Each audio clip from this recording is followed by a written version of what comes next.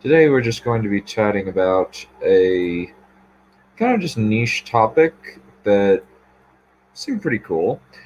It's basically we're going to be talking about alternative history, though I don't know how long it will take. Um, in practice, alternative history is relatively simple. It's just when you get to the weeds of your personal story that it gets complicated. So we'll go with that. Anyway, three, and we need to bring in my guest in three, two, one. The current Wolf Lord of the Space Wolves is Logan Grimnar, also known as the Old Wolf. He rules from the Hall of the Great Wolf, together with his Wolf Lords such as Harold Deathwolf, Eagle Ironwolf, and Bjorn Stormwolf. All I got out of that was wolf, wolf, wolf, wolf, wolf, wolf, wolf, wolf, wolf, wolf, wolf, wolf, wolf, wolf, wolf, wolf, wolf, and wolf. The Space Wolves are incredibly uninspired. This is going to be a very short discussion. Yeah. So, yeah. So let's kind of set the groundwork. I figured I didn't need to make a prezi for this since it's simple. It's just alternative history. Either there are two things that happen with alternative history. Either you change an event that happened in history and you figure out the events, or you introduced a new element like advanced technology, a fantasy element, or something else. That is basically what alternative history is.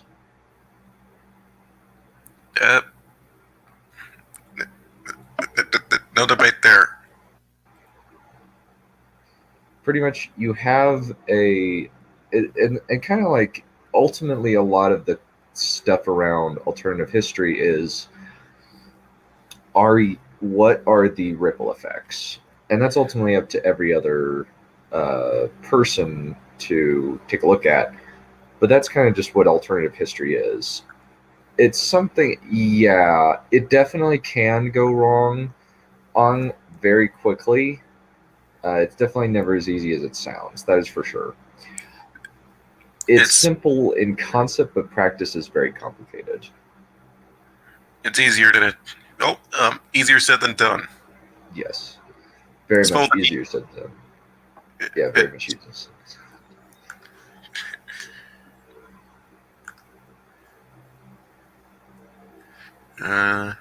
So I guess we'll go into a couple examples. So, yeah, I can kind of discuss a few examples. I think most of the examples that I have are the Tamarind trilogy, which I have not read, but it's basically World War II with dragons is essentially the concept. Sounds fun. Or what if there's kind of was dragons in the world? I think that's kind of the way to kind of describe it. Then you have something like Man in the High Castle. Man in the High Castle is an example. You also, and alternative history fiction is different than historical fiction. Let's put that out there very quickly. Historical fiction is still very much the same events, but with the different, Whereas alternative history is similar history, but something went different down the line. I got an example. Hang on, I think I had an example in my mind. The 1920 Plus universe created by Jack Brzezowski. It's essentially World War I, but diesel punk. Again, the factions are similarly different. There is, from what I know, the Iron Hearts game that came out recently, there is Polania, which is just Poland but bigger, but still Poland. Still bullied around a lot. You get Saxony, which is what happens if Saxony became the dominant province in Germany. Mm-hmm. And then you have the Rusuviots. It's like essentially the Tsar was still in power, I think, but the communists never died.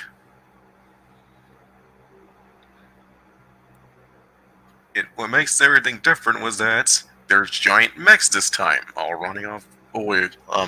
There's mechs. There's different kinds of contraptions. Let me find some artwork real quick.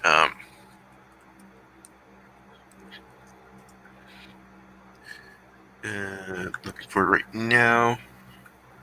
Like you're like this is some examples of what it would look like. Like, you know if I share a screen? Go for it. All right. Like here's some nice little artwork.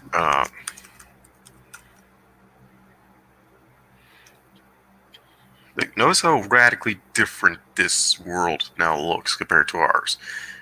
Here you have like here's an example. Like you got farmers working the land, but then you see a giant mech off in the distance. Everything's like it's the mesh between the simplicity of a rural life and then the looming side of industrialization in the background. Like here's a lumberization. Wars utterly changed because of this one element being included, that now mechanical constructs are a thing, and they're very much advanced, well, for the time at least. Then there's also Frostpunk, which is what you get when Charles Baggins, I think his name was. Okay.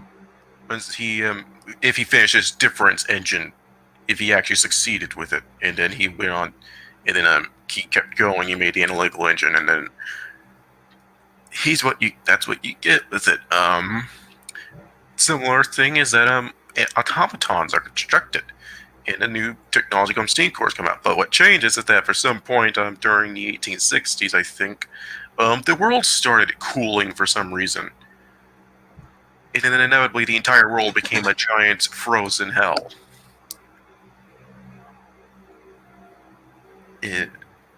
So it's a post-apocalyptic frost with steampunk elements. Hence the name Frostpunk. That's interesting. Yeah, you could find the game on Steam. I've heard good things about it. Okay.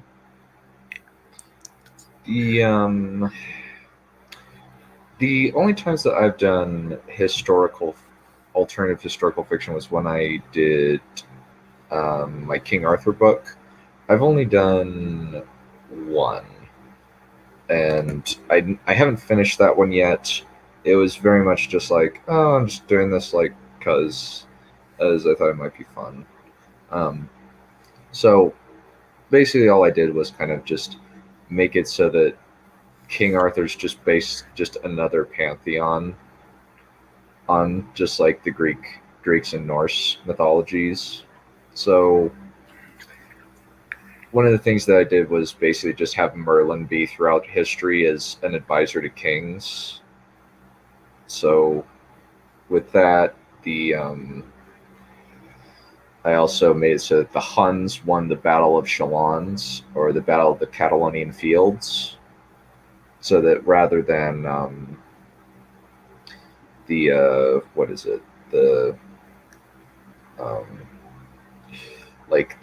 Romans and the Germans, it was the Huns, and so the Huns currently live on their land, a lot of the land of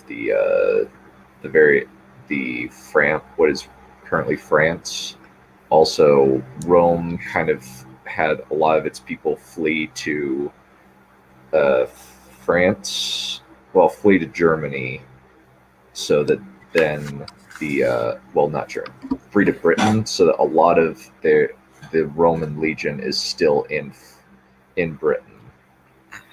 And there's like an actual legit Roman presence in Britain. That was kind of the idea that I worked with. So,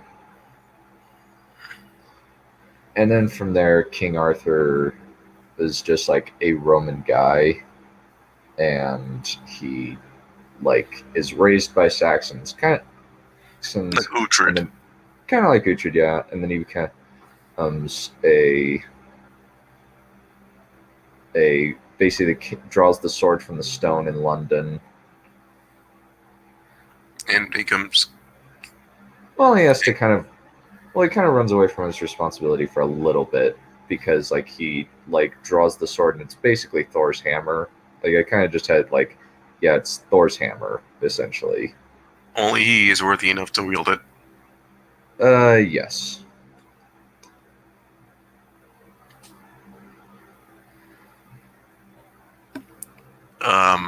So I guess we'll go on to how you can mess up alternative history. Basically, just like Just. yeah, just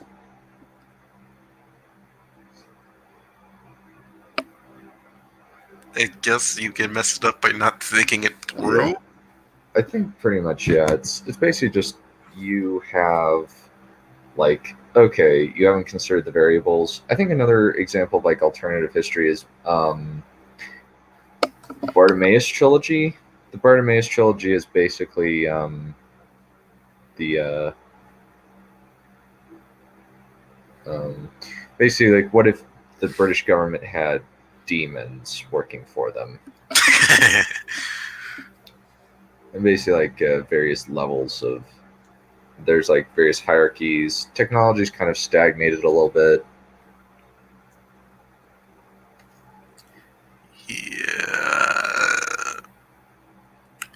I guess I don't know. We could either end this discussion now or just move on to Q&A.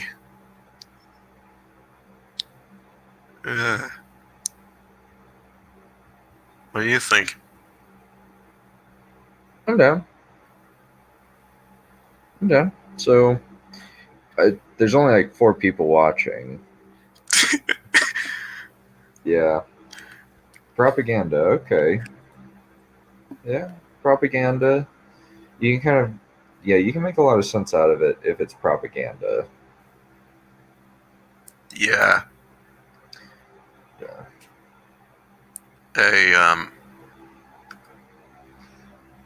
I think in terms of alternative history, you just need to be careful in terms of establishing like class structures. You need to establish how think of how the element that you've introduced, because there's usually 2 to 3 elements of of changed history that create the new timeline.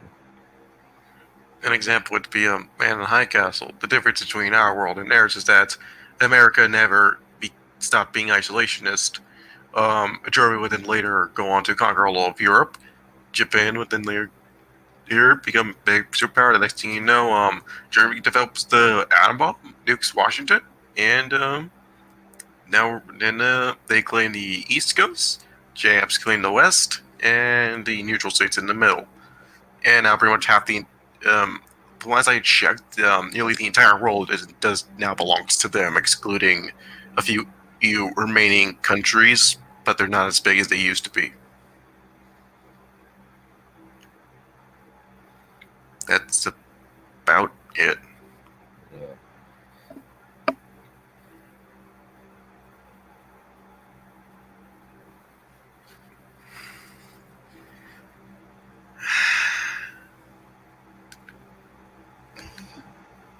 Alrighty. Well, I guess we'll just hop right into Just Right. This was really quick. Oh, guess what? It was both under an hour and it was under 30 minutes. Yeah. So, There's just not much to talk about with like the mechanics of historical Altern- fiction, alternative history. yeah.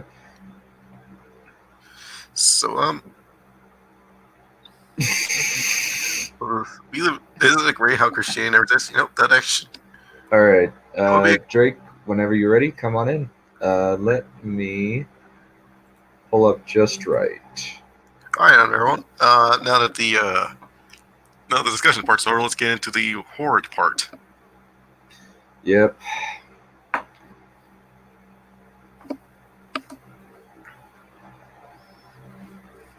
I think kind of like sometimes like people will just I think like people just would like us to talk about something that they like reading, but I think the problem is just sometimes it's just the mechanics are so simple that you can't really Much about it. like yeah, you can't really talk much about it. It's basically just think of an event, change it, and then Uh, go from there. yeah, it's like that's all there is really to it. Other than that, you need to be careful because as easy as you can change the event, it is hard enough to screw everything up. Mm-hmm. Let me bring in Drake.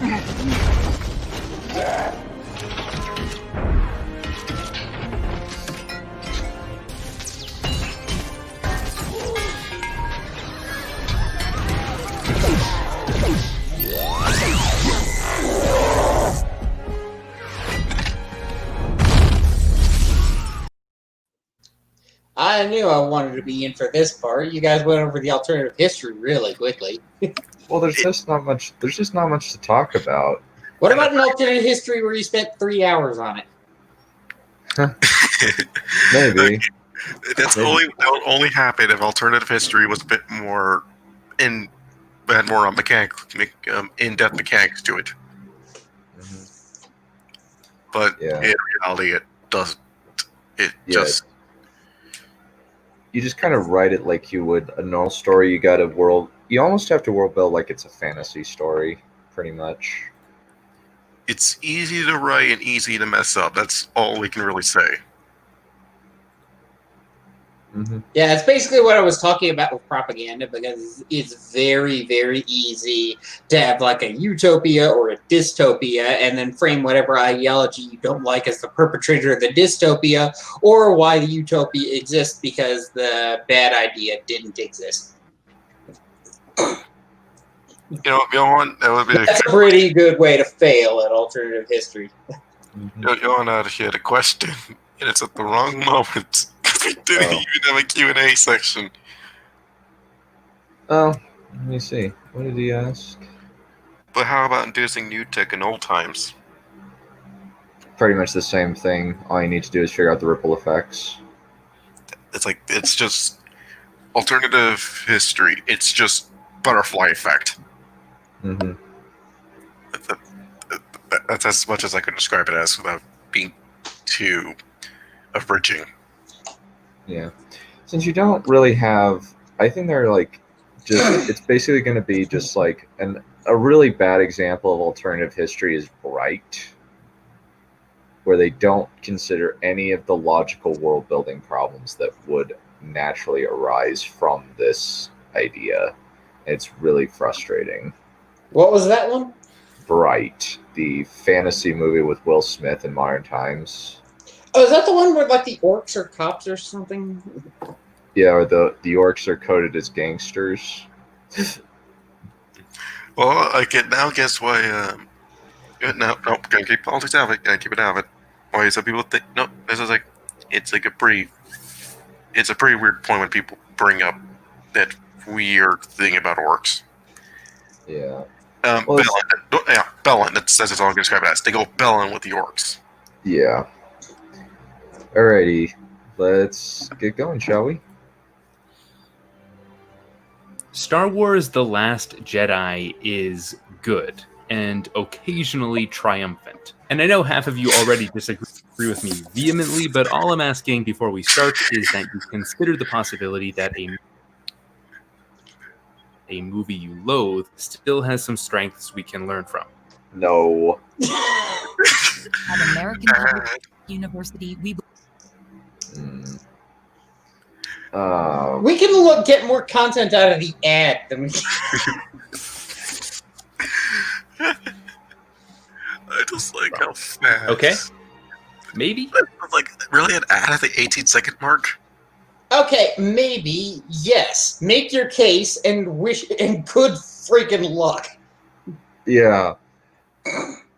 Yeah. You have a very tall waterfall to swim up. I was thinking lava stream, but that works too. What about Aztec River? Yeah. I think a major problem is just the fact that The Last Jedi is not good. The Last Jedi is fundamentally broken on pretty much every level imaginable. I keep hearing people say that it's a bad Star Wars film, but it's a good film. I don't really know how to feel about that. Oh, it's both. It's both. It's a bad Star Wars movie, and it's a bad movie. Because even when you disconnect it from Star Wars, it still doesn't hold up because it doesn't. It's like if it wanted to, then it needs to explain how come they didn't do this earlier. It's probably like it's like it's. It's like you have to question why was so much time wasted in Canto Bight then? Like, what was the importance of all that? Because it certainly wasn't for any world building other than war puppeteers exist. And even then, it doesn't really make sense because the message is confused. Then we have to establish child slaves. Like, Yeah, what specifically was annoying about Canto Bight, theoretically, if the story was constructed properly, it would have been the point to introduce Benicio del Toro's character, whose name I can't be asked to remember, into the plot. The thing is, the entire reason his character exists is to deliver that be free, don't join the conflict sort of character. And then he betrays the main cast. So basically, it was just a giant distraction. It didn't advance the story in plot terms, God no. It didn't even advance any themes because it was basically saying that all this ideology wrapped up in Canto Bight, just pitch it. Is that what the movie was meant to say? Because that's what it said. You're assuming too much credit that you actually had something to say other than capitalism bad. but capitalism, well, in a film where I have to profit off of it. Well, if you're going to say a film is like total crap, assume it is something to say and then prove it wrong. So steel man it. There's no amount of steel, man. There's no amount of steel to make this movie good, though. Pretty much. It's like, is good? No. Like, flat no. Good? Occasionally triumphant? No, this is a slap in the face. And this is pretty much like, because Disney doesn't even like The Last Jedi if The Rise of Skywalker is any indication. Why is saying J.J. Abrams hates this film? Yeah. And I think that, like, apparently Bob Iger doesn't like this movie either. Like, he's very, like, angry at how it turned out. Because it's probably especially because, like, the fans are like, how, like, we don't want to watch your movie anymore. We are not interested. Hashtag Solo lost money. Yep.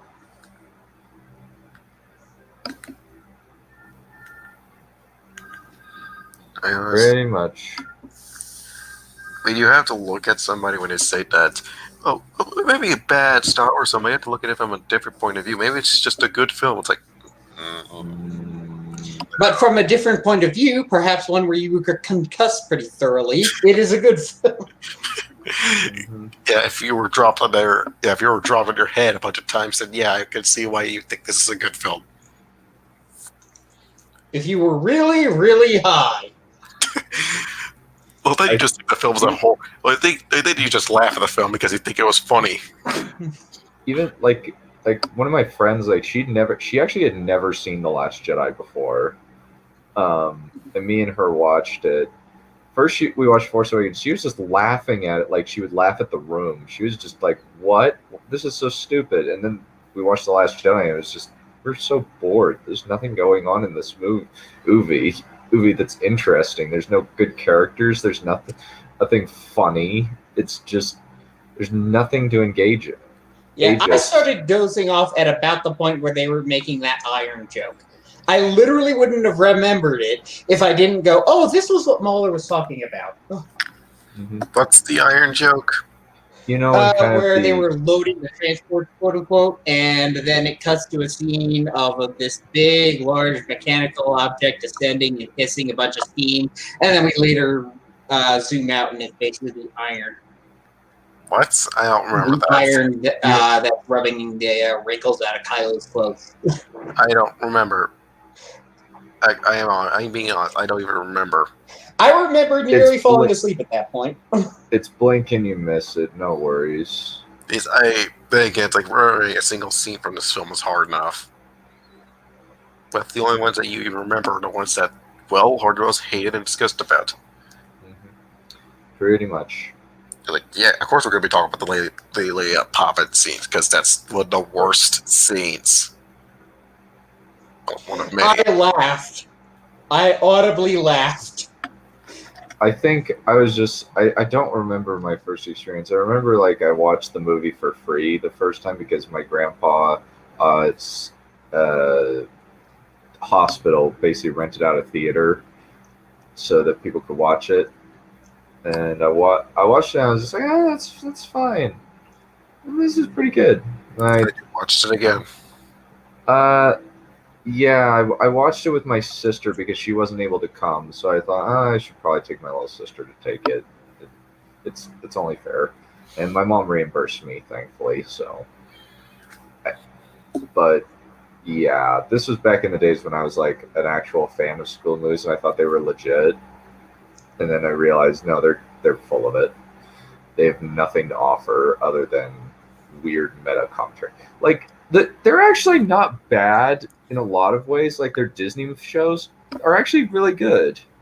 It's just when they talk about Star Wars or Marvel, at least Black Panther and Captain Marvel, and sort of Endgame, they kind of like the terrible ones. Yeah, the terrible ones. Yeah. Yeah, and it's weird. Like they dislike Ant-Man and the Wasp more than they dislike Captain Marvel. Really? Yeah. I think I know why that is. Oh, they just think that it's just boring. Yeah, but I think I know what the real reason is. And that is?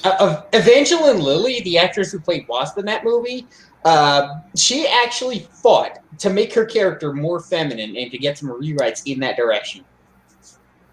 Oh. So she fought tooth and nail to not be Brie Larson. Oh, interesting. They don't bring that up at all, actually. They just bring up that she's basically just like a just stoic character. Not Ant-Man and Wasp. If you were talking Ant-Man original, which I didn't like, but for different reasons, then yeah, I could see that. She had a lot of heart in Ant-Man and Wasp, so that's not fair.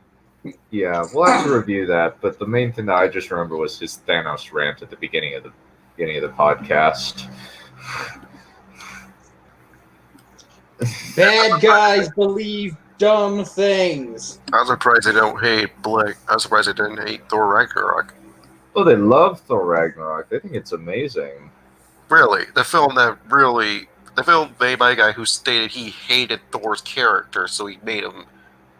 I think everybody hated Thor's character, to be fair. Kind of, yeah. He's boring, at least especially in the Dark World. He's kind of good he's much better when Joss Whedon writes him, but he's just not very good in his. Yeah, because Joss Whedon took him seriously. Imagine that. Joss Whedon is a better serious writer. Yeah, kind of is. But I would rather prefer the Joss Whedon writing version over Taika Waititi, where you just barely anything Thor. Yeah, maybe that's another idea for a movie night. Let's watch through Avengers 1. Yeah, let's do that. If we can. Oh, wait, are we going to sail the high seas for it? Who doesn't have a copy of Avengers 1? You should have it. I watch it every year. I don't own. So I'm weird in that I don't have my DVD player broke a long time ago and we never replaced it. All we have is basically just a Wii and Netflix. I mean, I guess I do have a disc of it, but I don't. Or maybe we can play it the same way I play Earth's Mightiest Heroes. Yeah, that'd be cool. There we go. You saved me some time. Alrighty, let's keep going. So, no one thing. If I actually watch it in person with no one else talking, I'm going to be talking through it. Well, let's try this anyway. Don't you dare play. Controversy around this film Blah, has blah, to do blah, with blah, how blah, it challenges copyright. the legacy of its own. Okay, we're safe. Oh. The focus of the controversy around this film has to do with how it challenges the legacy of its own franchise. But Why today I does- want to look at the dramatic. Why does it need to do that? It needs to challenge. It was good because it shat on Star Wars, and Star Wars is bad. You know, these people are saying this film's good We- because it takes risk. Yeah, taking risk is not a good. Don't think that because you took a risk that's automatically a good thing. Or don't think that because you're crapping on something that's bad, that makes it a good thing either. Case in point, Rise of Skywalker crapped all over The Last Jedi. We still have problems with it. Yeah, like basically every single thing in the sequel trilogy is summed up in one word. Well, two words. Idiot plot. I would have This said, movie- that too. Right. That too. It's these movies are really bad. Like if you hadn't noticed, it's basically like they're basically just like resorting to a lot of stereotypes in order to that they're not even progressive. Finn's a black stereotype. They turned Poe into a drug dealer in the 9th film. A former drug dealer. yeah, And that he's was the actually Mexican. could have been cool. It's just they did nothing with it. I would have liked to see that explored. That and Rose, the agent's a horrible driver. God bless ER for pointing that out. So it's like, yeah, stabbing someone's bold and risk-taking, but it doesn't mean it's a good thing because they did that. The Last Jedi bet the survival of a franchise on bad odds and put everything at risk. Oh, it risked it all on a whim, on that little tingly feeling in Ryan Johnson's pudgy stomach. Are you sure it wasn't anything lower? Like when it came to old people? That implies that he has a groin.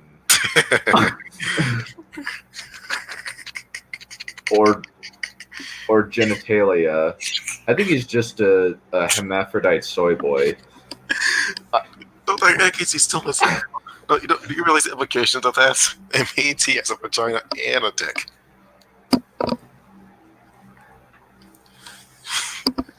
What is seriously wrong with Ryan Johnson is a video topic of itself. Let's just move on. Hey, I gotta make that a suggestion now. I'm gonna be putting that in the stream topics right now. I can't do that. Yeah.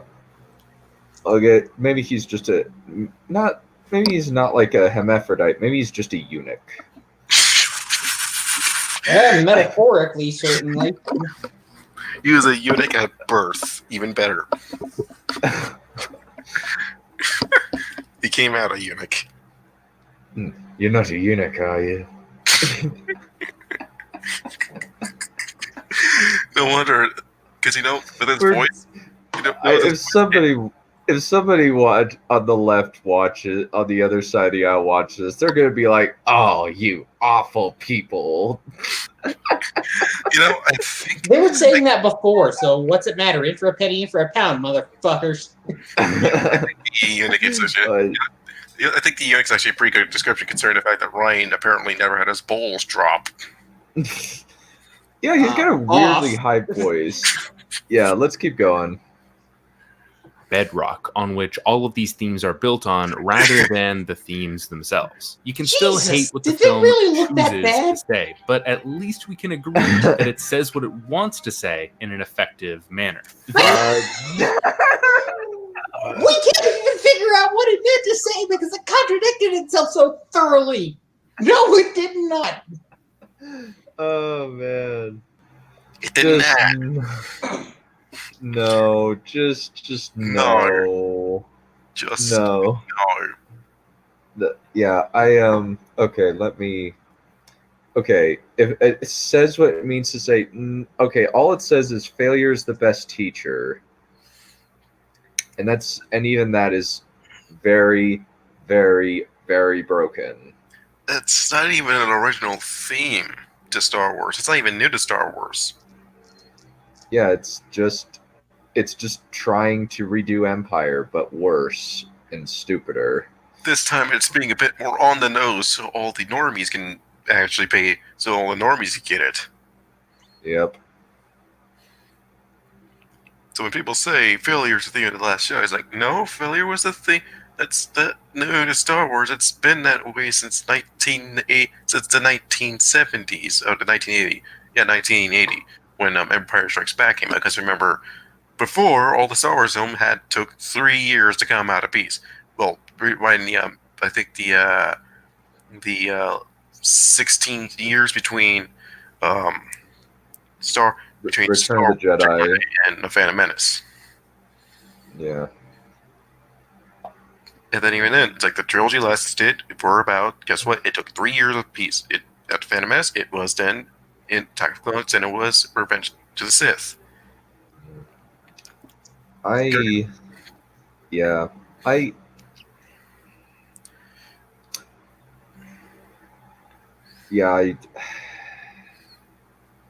have so many conflicted feelings about the prequels. I understand you. Yeah. I'm just like, on the one hand, I can't say that they don't like totally make sense, but on the other hand, I can't quite call them good, because of the numerous like problems relating to like some of it's George's personal taste, some of it's the dialogue being slightly weird, and some of it's just like there's a few like things within the plot that like tiny cuts in the plot, in the structure of the plot, that are kind of just annoying to me. I would say that above all else, I think the editing was an issue for, well, the amount of cut scenes in Attack of the Clones, Red of the Sith, and the lack of cut scenes in The Phantom Menace. That's like one issue that I would say I have. Because there's like a lot of good scenes he cut out from the last two films, and a lot of scenes that he should have cut in the first one. Yeah. Yeah, I would love to hear Anomaly and kind of talk about why Phantom Menace is his favorite, because very rarely do I hear anybody say that Phantom Menace is their favorite. It's usually Revenge of the Sith. Wow. I'm actually admittedly pretty merciful towards Phantom Menace, actually, because it's like everything it fucks up tremendously, it does something really cool. Like for Jar Jar Binks, it's kind of balanced by Darth Maul. By all that stupid midichlorians crap at his Liam Neeson, so it's very uneven. It's the best and the worst of Star Wars until the sequels. Yeah. Speaking of which. Nope. Alrighty. People said that this was bad, that the prequels were bad Star Wars. Well, guess what? Now you got bad Star Wars. Yeah, I'd say that the prequels like edge out to being par to mediocre overall. Like, right. I like them okay. There's some interesting bits, but there's just a lot of it just like it's stilted. But let's keep going. Yeah, this isn't a prequel topic discussion stream. This is Just Right. Yeah.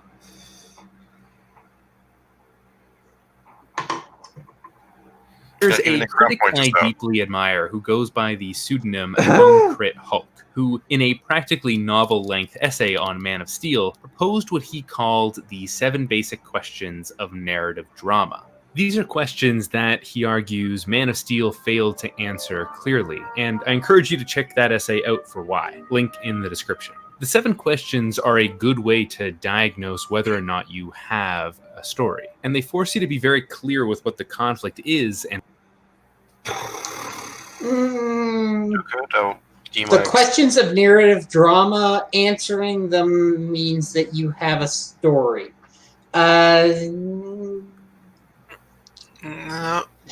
doesn't sound right, but I'll have to see what they said. It'll probably like summarize and take it horribly out of context, but whatever.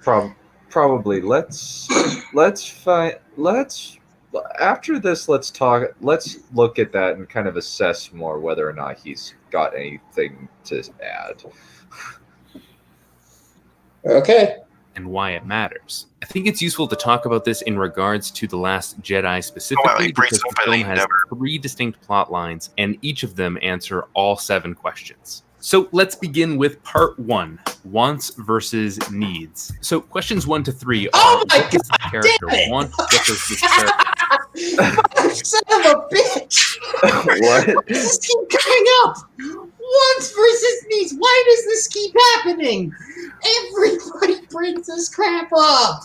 Why? It's so just having goals. Is that what you mean to tell me? That's one of these questions. Just have a goal. Pretty much. That isn't a question. That's the basic fundamentals of writing. What is it exactly your character wishes to accomplish? If your character doesn't have wants and needs, then they aren't really a character. Case in point, Rey. What does Rey want in The Last Jedi? It's so stupid because I could never figure it out. At least there She is wants to basically do whatever the director tells her in universe. At least there isn't any Because everyone keeps preparing. Well, I wish this was more like Harry Potter.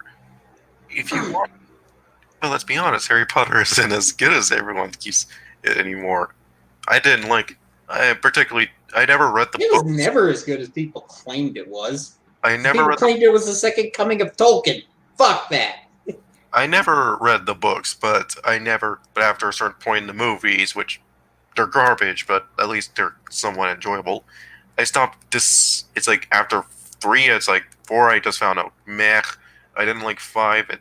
Throughout 5, 6, 7, and 8, I just stopped paying attention and just spent some time just reading fan fiction. That's all I could really do throughout it, because I was just not paying attention at all.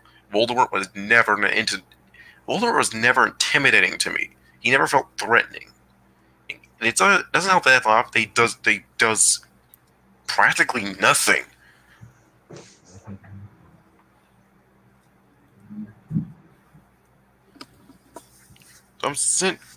So it's like big baddie,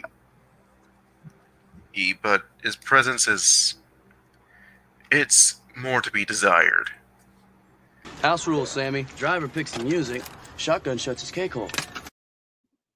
Yes, let's go. Yeah, let's move back to Just Write. Well, Just hypocritical. Yeah. But like to Wolf's point, I think that like something that I would like to actually cover are the various prequel rewrite videos that are out there, and just kind of assess like, would these actually improve the prequels? If you're going to bring up Bloodied media, don't. They are horrible. They couldn't even do it right. I know that Replica Films has responded to it, but I just like I tried listening to Replica Films, and I just couldn't like. It was just like, you're not really saying anything of substance, and I partially can't hear what any of you are saying, and so we'll have to do that on our own to kind of just like assess. And since we have a prequel fan here and a few other people that kind of have mixed opinions, we'll see.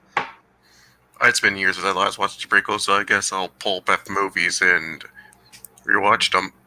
Alrighty, let's keep going.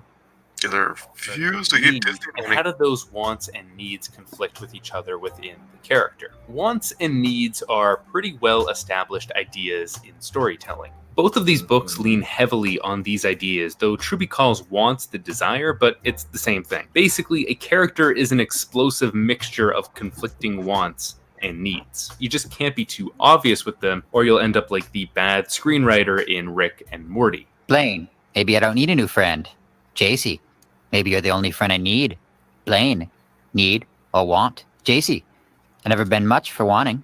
Blaine, spoken like someone with needs. Oh, jeez. So what's the difference between a want and a need? Wants are primal. They are animal instincts, things everyone relates to like power, money, status. A character will usually start a story relentlessly pursuing their Not desire. necessarily. This will lead them into trouble because their want is in some Wants are extremely individual, as unique as any person. They're not always the same thing. you'll get a lot of recurring patterns and ideas, but sometimes the character may want something that's completely different because of the circumstances of their own life are as unique as their fingerprints.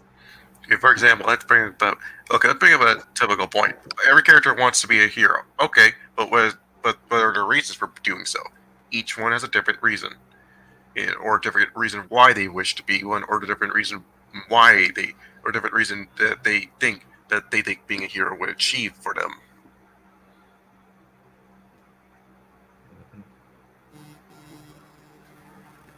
That's a fast forward back, I think.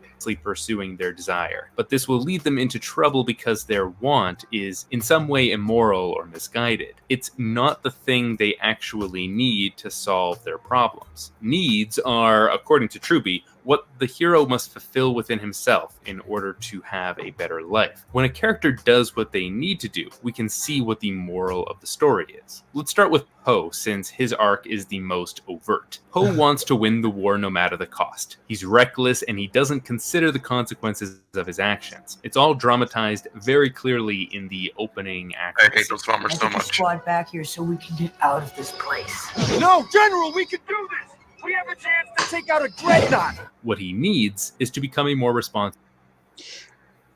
But here's the thing. How is he not a responsible leader? Hell, how is he wrong? Yeah. Well, what if Poe was supposed to be wrong, the film should have showed us that he was wrong. Like, here's the thing. All those bombers were crappy, and from the looks of the Raddus, there was no way those bombers would have made it with them. They're slow, they are durable, and their values as war assets, questionable. If I downright worthless. And if anything, they took down a dreadnought, which matters a lot more to the First Order than it does on a manpower and resource perspective than a bunch of crappy little bombers who couldn't even do their job right. Yeah. It's like if the movie were competently written, what they would have gone for was the idea that even if Poe had destroyed one dreadnought, the First Order had more. Then you would have flipped things on its head, because suddenly it's not about a resource trade; it's about who has the resources to trade, and the Resistance wouldn't. But we didn't get that because The Last Jedi is bad. Yeah. We just went from Poe's arc should have been going from learning how to win a battle to learning how to win a war. That's not what happened. Poe just learned to be a coward. Yeah, Poe just learned to be a cuck. Just a loser. Here's what Poe learns. He learns that balls are not necessary, so he willingly has them chopped off. Yeah. He's basically emasculated in The Last Jedi, and he remains emasculated for the rest of the trilogy. He does bugger all in The Force Awakens. No, he does bugger all in The Rise of Skywalker. You know, he does bugger all in all three films. Pretty much. It's like he was dead for 90%. He was dead for 90% of The Force Awakens. Even then, he only was important in the last act. And then, pretty much. And then it's like he was slightly more active here, but then he just pretty much did nothing after that big battle, and he was reintroduced to Coward. Yeah. So what a great character, Disney. Yeah, and he also turns out that he's the one Hispanic dude, and he is the one Hispanic dude, and he's a drug runner. How progressive. Indeed. The black guy's a janitor, the Hispanic is a former drug dealer. And the woman is completely bad driver. And the Asian's a bad driver. That's progressivism for you. Yep. Because Disney is stupid. In fact, I think it was John Cleese that said that political correctness is just fascism with manners. Pretty much, yeah. Let's keep going. Yeah. Leader, and to learn when to retreat. There are things that you cannot solve by jumping in an X-Wing and blowing something up. I need you to learn that. He has less So internal Poe needs conflict to than learn the other when to fold protagonists, them, but not when to hold them. I guess. I wanna hold them like they do in Texas, please. I was actually referring to much better music. He's got to know when to hold them, know when to fold them, know when to walk off set, and screw this film.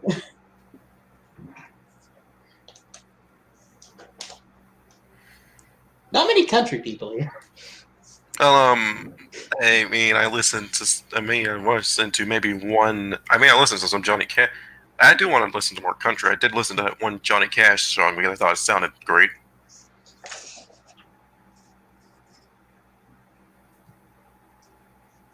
Whatever. Let's We pick should be the having music. Neph come on. We should be able. Finally. Yep. I was like, we don't All want that's to. required here is a few moments where he second guesses his instincts before acting. It'll save the fleet and it'll save Ray. If I must be the sole voice of reason, Admiral Holder will never agree to this plan. Yeah, you're right, 3PO. It's a need-to-know plan, and she doesn't. It's subtle and unspoken, but the sense that he is conflicted about doing... No. Just, Poe doesn't have an arc. Full stop. Here's the arc. I died. Now I'm back, and now I'm without my balls.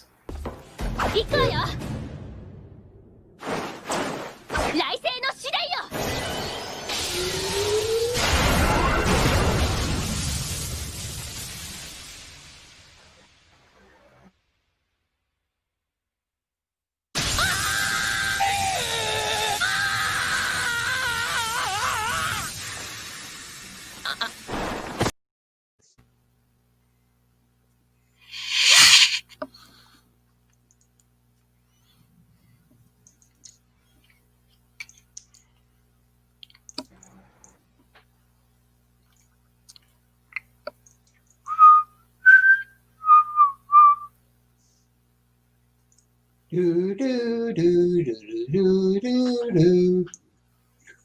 Dun, dun, dun, dun, dun, dun, dun, dun, dun, dun, dun, dun, dun, dun, dun, dun, dun. Yeah, I don't think you brought Neph on.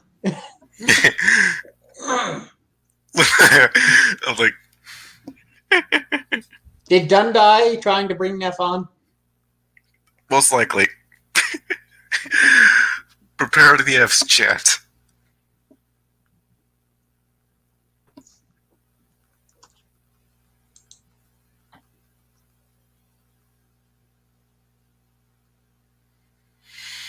Okay, anyway, while we wait for them to come back, point I wanted to make, want to win the war, need to become a responsible leader.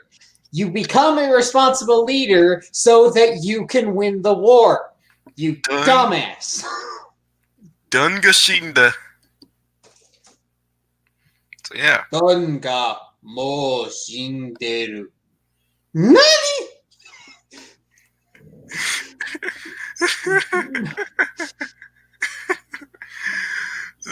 And we don't even have Neph men. Awesome. Great. Well, at least it took out Just Right, too. It's when that usually happens, it's because Dunn's computer screwed up. I think Dunn died trying to bring Neph on, and his entire computer went. I think you should at least close the screen share first.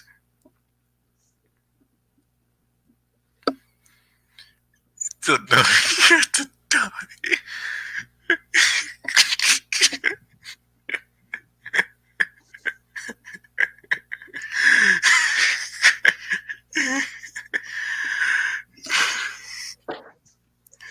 It's just why? What even happened?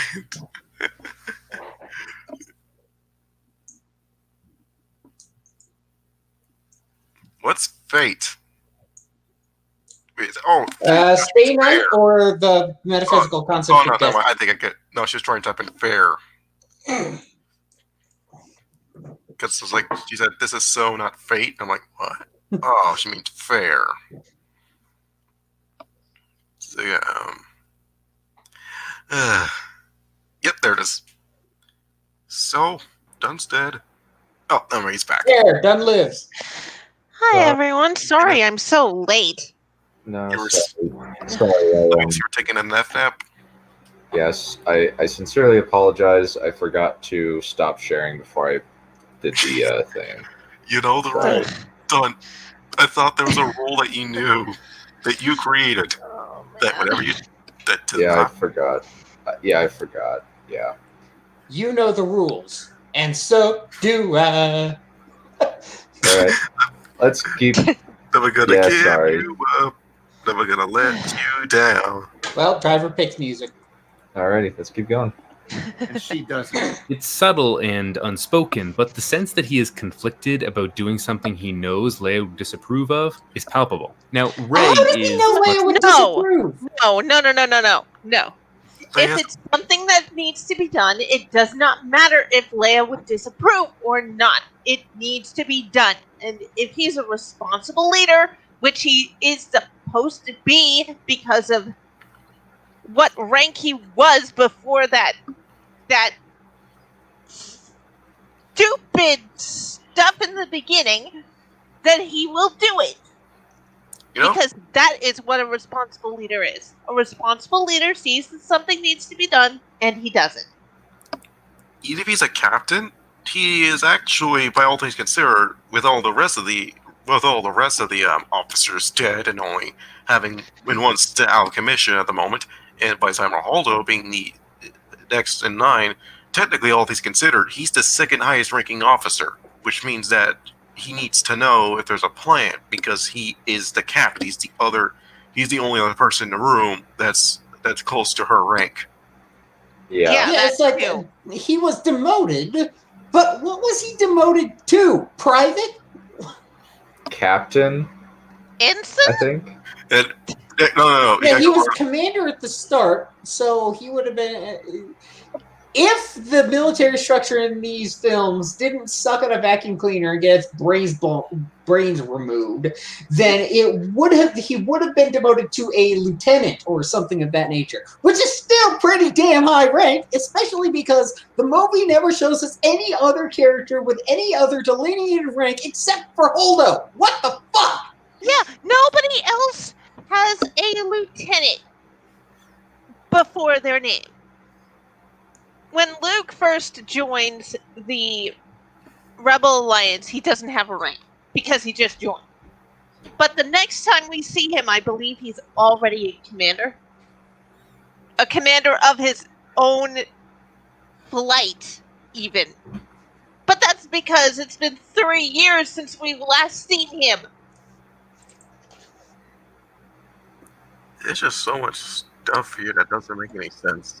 You have to stop. You have to actually pause sometimes and go, how does this make any sense? Yep, pretty much. Why? Now we get to Rey. Yep. Oh, God. What does Rey She's got Leia would disapprove of is palpable. Now, Rey is much more complex. She's got a lot of plot-oriented goals, things like getting Luke to help. Rey is complex? How the problems with Rey are complex? She's a piece of freaking cardboard. I have a cardboard. She's flat as what? She's just. It's like, I'm not gonna lie. When the discussions of Rey being a Mary Sue came up, my first reaction was, "Oh, come on! There are so many better written Mary Sues than Rey." Yeah. Her character's a line. That's it. It's a drawn line. And some of those characters that people claim to be Mary Sue's, either they are, and they're just well enough written that it's fine, or they're not, and people are just claiming it because they don't like them. Yeah. And no, I'm not going to bring any of them up because that would be a derail. Well, we can kind of brief it like Batman, James Bond are usually brought up in these circles, but we won't focus on that here. Yeah. They're not. it's like something that's very weird to these people. For example, It's like competence somehow equals Mary Sue how? These people are good at their jobs. Because That's they're it. excessively trained. They're extremely well trained. But, Yeah. Yeah. Let's keep going.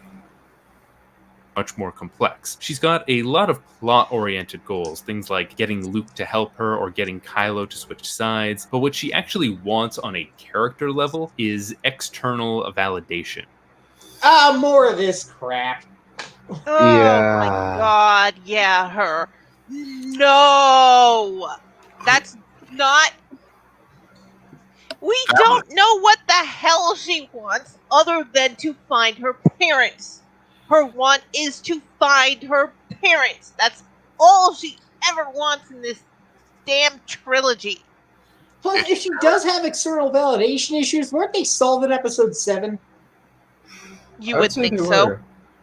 I'd say they were. And she was already given external validation several times, in fact.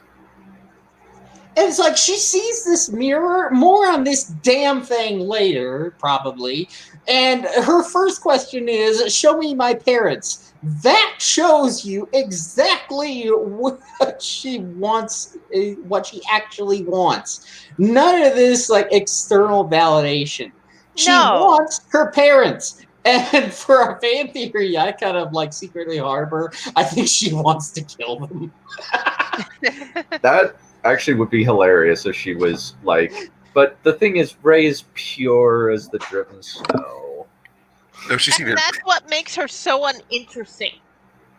In a universe that's supposed to be lived in, she's Lily freaking White. If she's ever challenged on anything, all she has to do is just beat the bad guy away, and then she's done. No more challenge. Well, she's not me. That would be hideous. Yeah. What? She's not even a person. She is a vehicle for Rian Johnson to get from one scene to another. That is why she exists. Every character's just a vehicle. Yeah, but it's not supposed to be this obvious. Yeah, it's really, really not. And also, like, wants on a character level, that sentence doesn't mean anything. It's just like, she wants something, and she has a bunch of wants. Some are plot related, and some are just like character development, I guess, related. So I guess like it kind of has meaning, but it's just weird. Like, it's just a bunch of wants. It's kind of ironic because she's the one. Go ahead, Neph. Okay, so let's step away from Star Wars for a little bit, and let's take a look at. Okay, so she wants her parents. That's all we know about her. There probably are other wants implied, but at the same time, it's hard to see them because they're so focused on I want my parents. It's not I want to meet my parents. It might not be I want to kill my parents for some reason. She just wants her parents, period. It's like she wants mama. What about daddy? Daddy can go fuck himself. She wants mama. Yeah. That's where this would have gone. There's always a potential to get worse. That's how they would do it. Yeah. Pretty much. Same old arguments, same old. But apparently we have the wonderful thing of Daddy was Palpatine's son, or the son of or botched Palpatine clone, or something. Oh, that makes it even worse. Okay, let's take a look at what the rules were when A Trekkie's Tale was released. When she was editing these things for the fanzine. You couldn't make the character related to one of the main characters. That was one of the main rules. You could not do that. And that's what they did. So she's even up at Mary Sue. Yeah, she is. Well, she is the Ma Ray Sue, and not the Mary Sue. Ray is like an entirely new phylum of Mary Sue. It's like entirely new conditions have to be invented now to describe what the hell she and her diversity quota compatriots actually are. Because they're just vessels for moving the story and have no personality or soul except to literally move the story. Another issue is that they're basically just facsimiles of people. They don't even have, they aren't even, people. They're caricatures. And they're not even good caricatures. Like, a good character might be something like out of Blazing Saddles. Yeah. Blazing because Saddles. there's something to say there. Mm-hmm. Yep. Let's keep going. She wants to hear that her parents are important and that therefore so is she. No! She wanted to see them. That was it. No. She wants to meet her parents. She was too young to remember them when they left her on Jakku. And no, I don't care how old she looked. She obviously does not remember a single thing about them. Yeah, a distinct problem is that she looks like she's 3 or 4. It's been at least 15 years. At least. And when you're 4 years old, you're just starting to formulate memories. But then she had decades of sick fighting experience. Like, you may have, some flashes of memories when you're younger. She may remember the warmth of their presence being there, but she's not gonna. She may remember a scent, or the feeling of their soft hands or calloused hands or whatever kind of hands they have, but she's not gonna remember their names, and she's not gonna remember their faces. She's Ironically, neither do we. Yeah, because we never see them. She wouldn't be a sociopath like Voldemort developed into. No. Because Voldemort is very much like the archetypical psychopath, and he develops as such. Because he essentially was abandoned as a kid, was put in an institution from a very young age, and that created dysfunctions in his brain, and because of it. Well, no, what happened was his mother died. His mother died giving birth to him at the orphanage, and then he ends up going to do that. Well, he's automatically institutionalized. Yeah. So, because there's actually studies where if you're institutionalized from a very young age, you have empathy problems in your brain. Like certain chemicals and connections don't form in your brain. Yeah. And that's a problem, especially if you're going to a boarding school for 10 years of the month. Oh, he was 10 months of the year, sorry. He was a sociopath even before that. Yeah. Yeah, I remember he was traumatizing the kids. And so I think killing their pets. Yeah. So I think what Dumbledore should have done was have him sent to Azkaban and never see the light of day. Unfortunately, he had no proof that he had done anything. So really, well, the problem was unless you're only sent to Azkaban if you actually commit a crime, and technically he did not commit a crime. And on top of that, you only commit a crime against wizards, not muggles. Well, it's an interesting topic of discussion. How come they never bring up that there's an obvious discrimination against muggles, other than muggle-borns? Actually, you know what? Never mind. They do. Yeah. Yeah, I just remember my stupidity right there. It's been I don't even bother to watch the movies anymore. Oh, don't worry. Anomaly I read Inc. the books, so... No worries. Anomaly Inc. screw up where he thought that Merlin Gandalf inspired by Gandalf. Yeah. We all have our moments. Yep. Let's keep going. Parents reveal is stupid. Hey, we're not getting into that. Stay focused. But actually, since we're here, I think the reveal that our parents are nobodies is pretty brilliant. But No! anyway, moving on. No, it's not. No, it's not. It Because is the they were laziest possible option. Yes, because they were made out to be incredibly important in the first movie. You can't just change that. Or at least if they were an important plot point. They were a really important plot point. In You 7, can't- and then they were dropped in that movie. Yeah, And they're backed up again. it's like, oh my Either god. 7 fucked up or 8 fucked up. Pick. It's both. Both? Yes. Can't it be both? Yes, You know, of in this course. specific aspect. Both is Either good. 7 was dumb to say that Ray's parents are never coming back and to break Ray from that, and this was all episode 8 was what was always supposed to be, or 8 fucked up and Ray was supposed to let it go, and she didn't.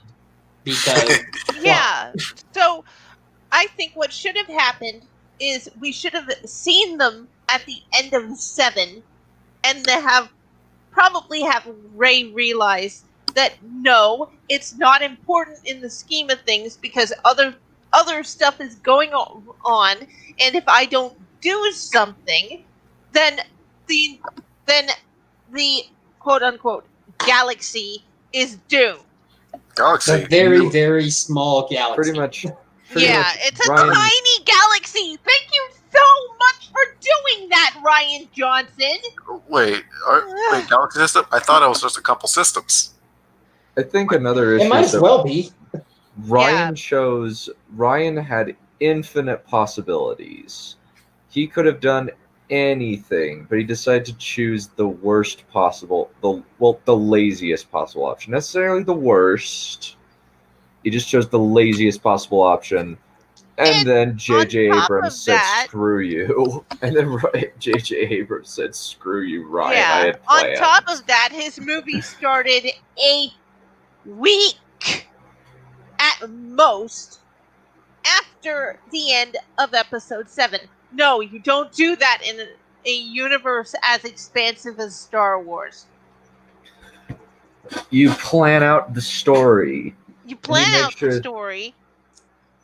You figure out where the end is. You figure out where the end is, and then you go for it. You can't just make crap up as you go along. God. That's why that's why the DCEU struggled really bad.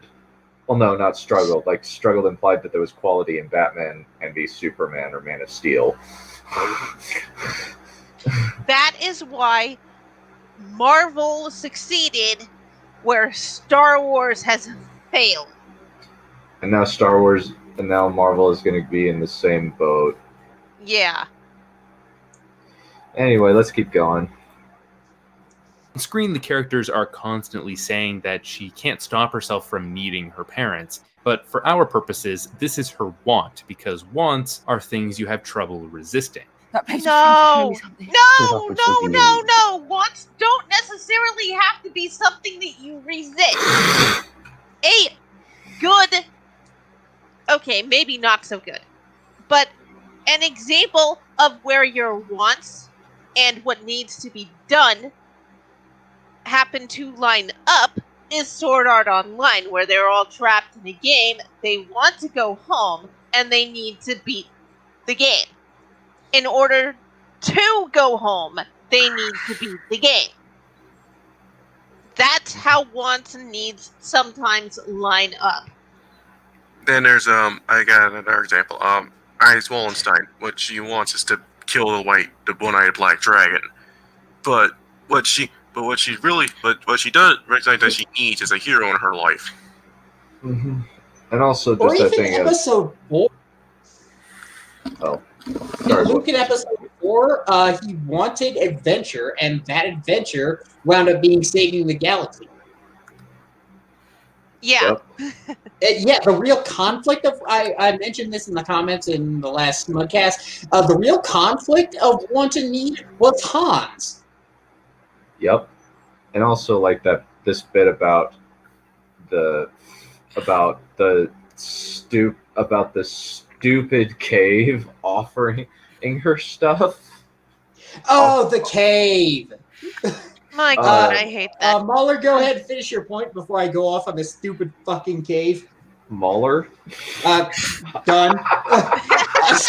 Whoever's in charge I here. can't believe you confused.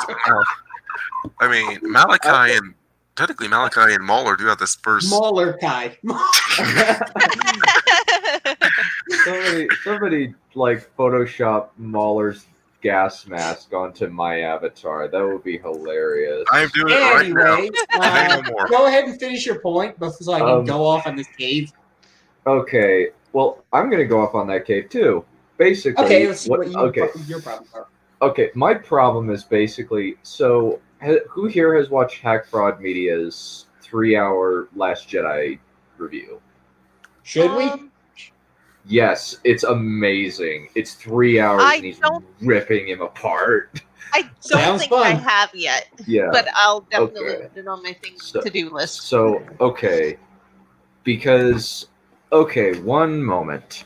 Let me find that video.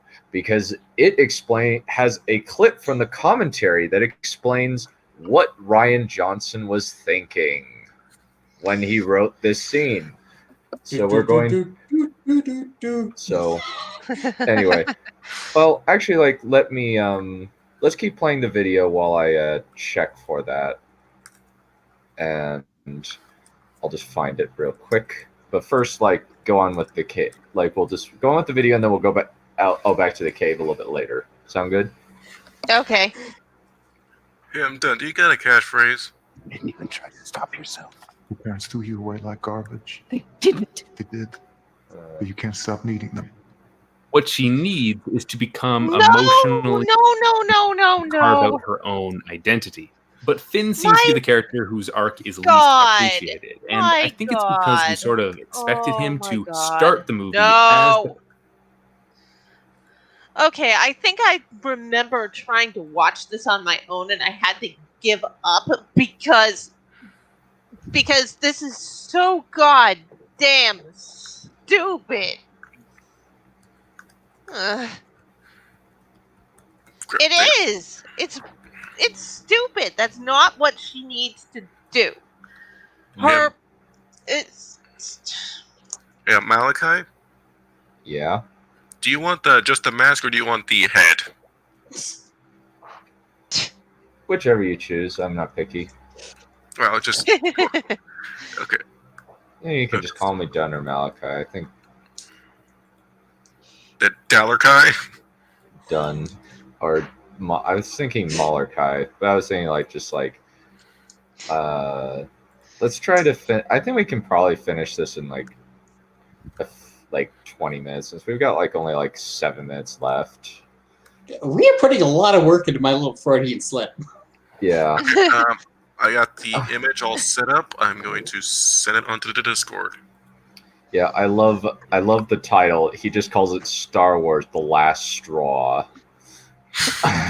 Okay, good. That's something to look up. Yeah. Yeah, and it's 2 parts. Each part is an hour and a half. Long man, good. Yeah, he's got so many good things, like why Rey isn't likable, why Rey is a Mary Sue, how he ruined the Force. Let me see. See where it is.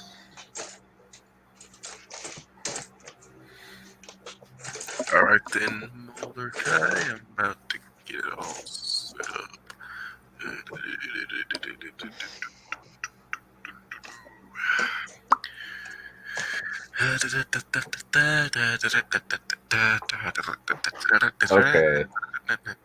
Okay, I found the point. Let me share the screen and share the audio, and we can chat about what Mr. Johnson wanted to get across from his own words.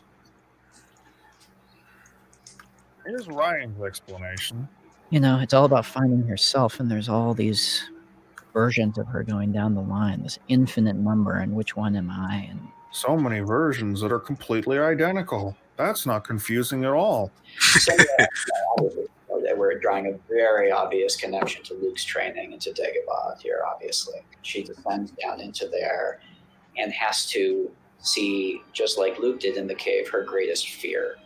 And her greatest fear is in the search for identity, that she has nobody but herself to rely on.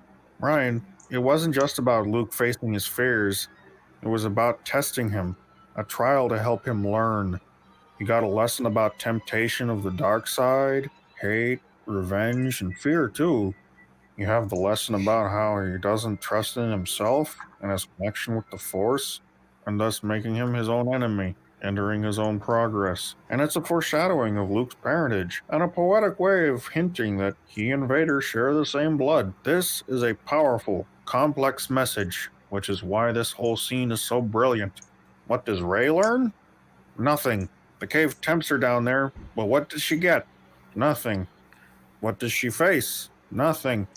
What aspects of her psyche do we glean from this? Nothing. She's empty like the cave she's in. There's nothing to confront, nothing to learn. She's supposed to go down there to find herself, and all she finds is emptiness. Ryan spins this as... Nope, you gotta stand on your own 2 feet. There are not going to be those easy answers here for you. Yeah, he really, really can't. You're wondering who you are? Okay, well, you have to find out who you are for yourself. He's one of those people who could say... Since we don't really get or feel Rey's supposed desire... Basically, that's what he said. That is what he said was the meaning of the cave. So, Molokai, want you to chat to me? Technically, it would be Kai or Ka or Chi, but that's fine. On this new episode of Dragon Ball Molokai. I messed it up. Hang on. Chai. Yeah, you're fine, buddy. It's fine. It's fine. It's fine. But yeah, that's what Ryan says. That is the meaning of the cave. Like, but it's just like doesn't Yoda send Luke to the first cave in Empire? He specifically tells him, it's like, what will I find in there? Only what you take with you. So you only need to bring yourself. But Rey just went to the freaking butthole on her own. Yeah. It's like I love that they called it the butthole. They don't even understand what the meaning behind the cave is. Rian Johnson doesn't even understand what the meaning of the cave is. I thought when I saw it, there was like a really, really, really dollar store reference of the hero with 1,000 faces. Not even But that. even that was too much effort for Rian Johnson. Yeah, he's just like, you think that you're having easy... You have to... Nope, you have to stand on your own 2 feet. You're looking for easy answers? Well, you're going to have to find out who you are for yourself. She doesn't find out who she is. She doesn't self-actualize at all. Then Kylo just says it, so there was an easy answer. They were drug dealers. Yep. Let's keep going. Drug only... Now we get... Oh, sorry. Now we get into Finn, the worst part of the movie. Oh, I hate what they did to Finn. Finn remains the most interesting part of the first movie, and they completely and utterly dropped it. Yep. Ugh. Because we sort of expected him to start the movie as the person he only transforms into at the end of the movie. That sounds a little confusing, but consider this. Finn and Han. Because he's already gone through that, we expect his arc to continue. Yeah, expecting somebody's arc to continue, so unreasonable. All he wants is the white woman.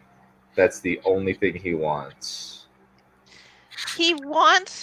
What he wants is to protect her, which is why he took that so that and why he was planning to leave. He wants to lay bowcaster. I don't think he was ever made a. Did he ever officially join them? No. No. Okay, so he should. So what Rose did is even worse now because he's quote unquote a civilian who doesn't really belong as part of the resistance.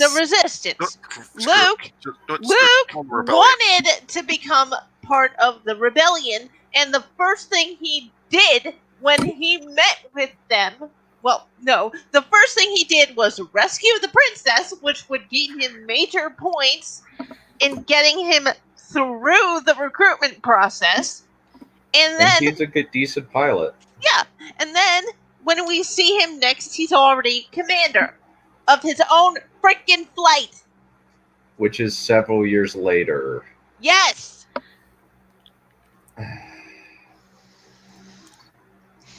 Wasn't Leia still in charge of his different characters personality-wise, but in each of their first films, they have similar arcs. Neither of them care about the politics of the galaxy. Oh my god, no. No, these people... Okay, it is background in the original trilogy, but they actually do care about the politics of the galaxy. The politics of the galaxy is what is spurring them to action. Also, at least Han. He's saying that he's kind of comparing Finn to Han, and I would say that Han cares. Finn is not Han. Finn isn't even Luke. Finn isn't even Leia. He's a milquetoast, unfortunately. He's got no counterpart in either of the other two trilogies. Why is he the most interesting then? Huh. Because of what his backstory is supposed to be. No, it's because he has no clear comparison. It was their one chance in this entire goddamn trilogy to do something unique, and they flub it. Exactly. Finn was them trying to do Kyle Katarn, but they messed him up. No. They weren't trying to do Kyle Katarn. Let's get back just so we know what exactly he's saying. But consider this. Finn and Han feel like completely different characters personality-wise, but in each of their first films, they have similar arcs. Neither of them care about the politics of the galaxy at all, and just want to look after themselves. Only later do they do something selfless. Han saves Luke. No. Okay, what happens is Finn meets Rey, and he comes to care for her. She is the one he solely focuses on. Han, on the other hand, only cares about money because he has debts to pay. I would also say that Han does care about the policy of the galaxy, but only insofar as they affect him and then his money. He's a smuggler. It's like from Guardians of the Galaxy. Why do you care about the galaxy so much? Because I'm one of the idiots who lives in it. Yeah. As a smuggler, he can only care if it's say the next day, some type of food's been banned. It's I know exactly where I can get my stuff, and I can sell for a pretty nice profit. Yeah, exactly. Or if it's weapons, he could easily sell weapons. Or if it's drugs. And he does work for the rebellion, even though I suppose technically you could say he's not part of the rebellion until the last film. He's a smuggler, which means that he would be important to their structure because he can get people places and he can get them supplies. That's why he's important. And he doesn't need to be part of the rebellion to be important to the rebellion. And I think that in the expanded material that the rebellion were using several different mercenaries and smugglers to help them out. Han's just the one we see on screen. Let's keep going. We're going far afield. Ugh. tries to save Rey. At the beginning of The Empire Strikes Back, Han is now not just a good friend, but a loyal soldier in the fight against the Empire. Not! So I think we sort of expected that Finn would be one too. But Rian Johnson's insight into the character is in acknowledging that Finn hadn't yet made that step, and that he... Oh no! I should have realized this is the guy that thinks Rian Johnson farts rainbows. Oh, he loves Rian Johnson. He loves Knives Out. He loves this. He loves Break. He loves... What else has Rian Johnson made? Looper. But it's... No. Han was not part of the rebellion. He had friends in the rebellion, but he was not part of the rebellion. So it's just... An assumption that we would have made is that Finn would be crippled. Yes. The fact that Finn is up and walking is completely asinine because he had a lightsaber go through his freaking spine. Remember when lightsabers actually did damage? Yeah. I remember that mechanical hand Luke has. That's a lightsaber wound.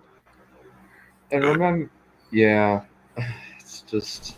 I'm not going to talk about the plot because there isn't one, so there's nothing to talk about. Basically. Somebody needs to track down a fairy, and have that fairy wave a magic wand and turn this movie into an actual person so that I can kick its fucking ass. No. We'll just put a facsimile of Rian Johnson into our writing, and then we'll take our hate out on that. Yep. Yeah, and why is that? Why? Because it's a terrible fucking movie. She gets a... Exactly. Yeah, the only The fact that Larry the Cable Guy is alive proves that the hitman I hired sucked. Substitute in Rian Johnson for Larry the Cable Guy. And hey, it's even the same amount of syllables.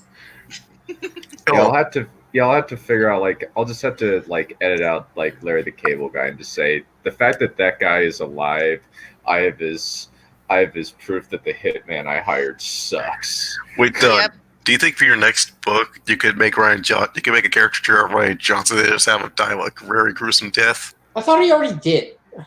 Yeah, I already did. I thought so too. Which I already book is did. it? It's already published. The Wolf something. Prince of Winter, yeah, it's already published. I also killed Kathleen Kennedy, Michael Bay, and Aaron Kruger. Yay! And no, guys, I don't care what Twitter says. These kind of things are not death threats. I'm not saying I would. If I see Rian Johnson in the middle of the streets, I will pull out a knife and start shanking him. I would probably calmly ask him some questions about his creative process and just ask, why did you do this in Star Wars? And I would be casually recording it so that I could post it online. Yeah.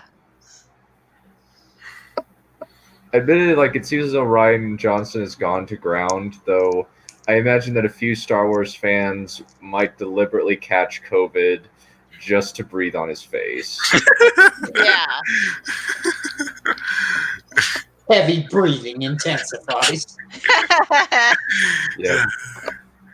Pretty much. Alrighty. Let's try and finish this up. We're making reasonably good time, I think, since he's mostly just writes the archetypical bland video essayist, just like Chris Stuckman is the bland movie critic. It's as if these guys put their voices through a text A similar filter. kind of thing. Or If this was text to speech, it would be unironically funny because text to speech is awful.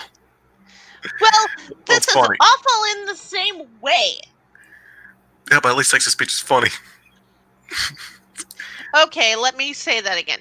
It's auto-tuned, which makes it even worse. Alrighty. We could tell a whole story about Finn's radicalization into the ideological battle of the Resistance. At the end of The Force Awakens, Finn acted to save a friend. So at the beginning of this movie, that is now his want, to save Rey. No, that's like that's good God, no. What the? Well, it is his want, but it's stupid. Far away from here. It is. It's really, really His need dumb. is to become concerned, not. Also, another issue is that is how is he not? How would an escape pod escape First Order mortar shells? More to the point, if you could just take escape pods and get the hell out of the system, why don't they do that? Perion says the same as if they're focused only on the Radas, have the other ships hyperspace to crate, leave everything there, so that when the Raz gets there, they can ditch it and get going. Why did they hyperspace in 3 days away from frickin' crate? Why didn't they just immediately transport there? They didn't know they were being tracked. 3 days? I think I know. Oh wait, fuel, of course. Oh my God, fuel has never been a focus of Star Wars before Solo. Also, how are they low on fuel? They just barely. They've been prepping for a while to get out of that place. Yeah, so they should it. have plenty of fuel. The only thing I remember about fuel from the original trilogy and even the prequel trilogy is back when they were first. Was it in the first or the?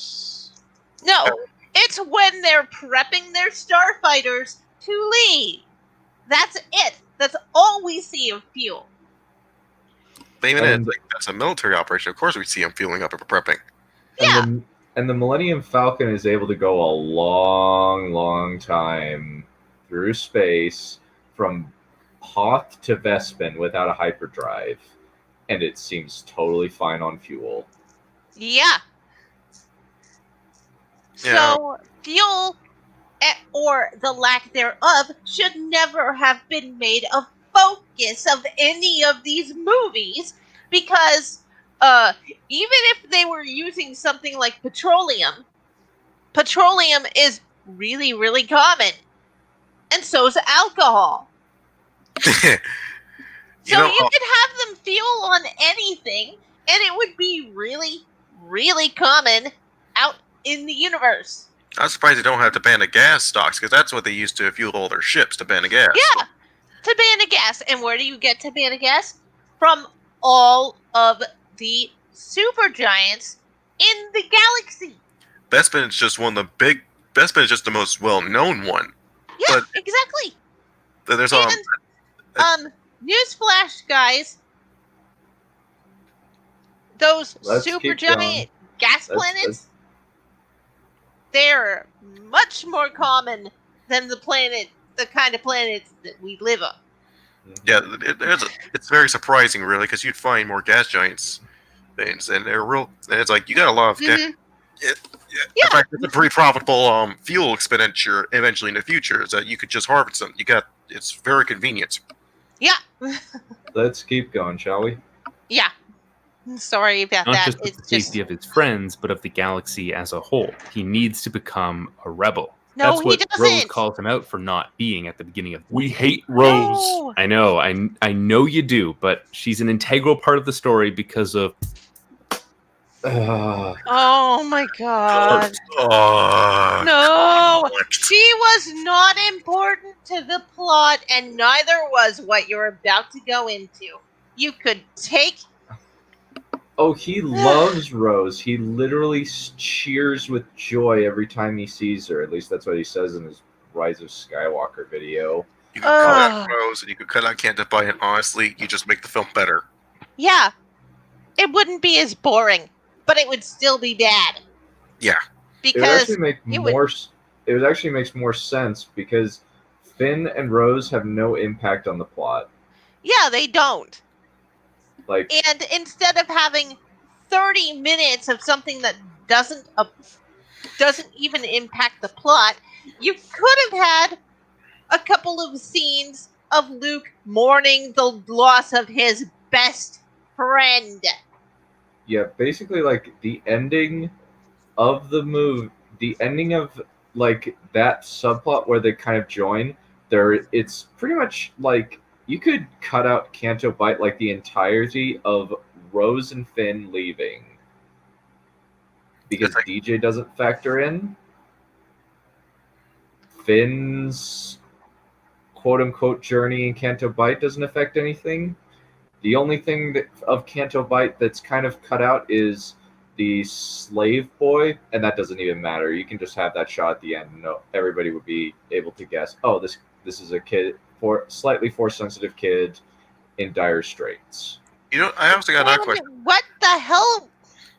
Oh my god, I hate Broom Boy too, because without training, you're only supposed to enhance what you can already do. You know, I got another question. How exactly did they get on the supremacy? I don't know. I don't care. I think they would. Because I think the First Order would notice that there's a ship docking in the only hangar bay that we see of. So yeah, Ryan Johnson strikes me as the kind of writer who is frustrated that human beings can't teleport. Yeah. I think I think it's basically like Ryan Johnson. His MO is contrivance after contrivance after contrivance because he writes his characters into corners and can only think of dumb, contrived reasons to get them out of it. And J.J. Abrams is the same way because he would rather look at a box full of toys instead of open the box and find out what's in it. What are stories? Yeah, somebody needs to send J.J. Abrams an empty box of chocolates just to make a joke. What are stories? Split mystery boxes. No, they're not. They're cakes. You can either have the cake, or better yet, you can eat it. Stories are like onions. End of story. And you don't even need to have that a day in the life of an old crotchety hermit. Because no, that's not Luke Skywalker. That's Jake Skywalker. Joel Skywalker. I almost had to think of him like he was a different character. Maybe he's Jake Skywalker. He's not my Luke Skywalker. And it's not the fans saying that. It's Mark Hamill himself saying that, you a-hole. Yeah. People just, like, latched onto that because it's true. Yeah, because that's not the Luke Skywalker from the end of Return of the Jedi. Mm-hmm. Let's keep going.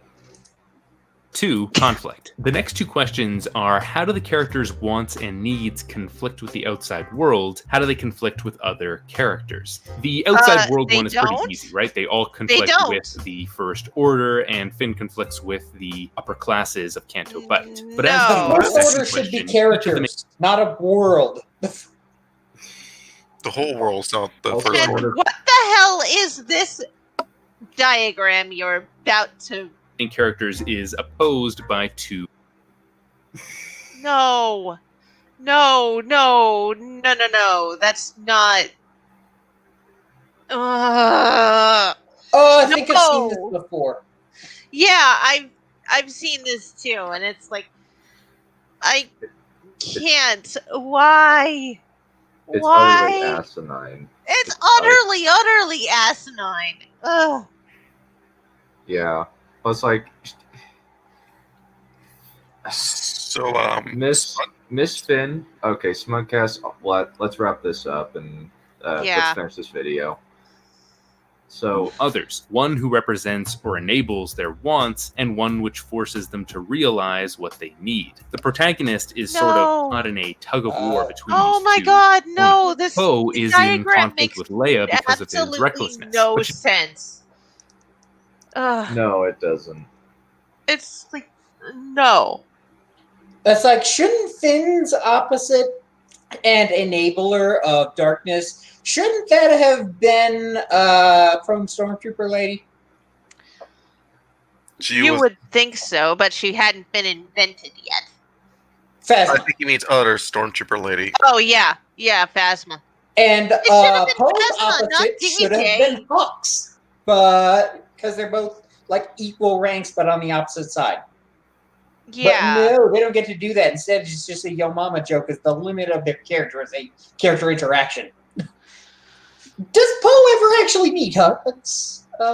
Episode 9. Eventually, he does in a very dumb way.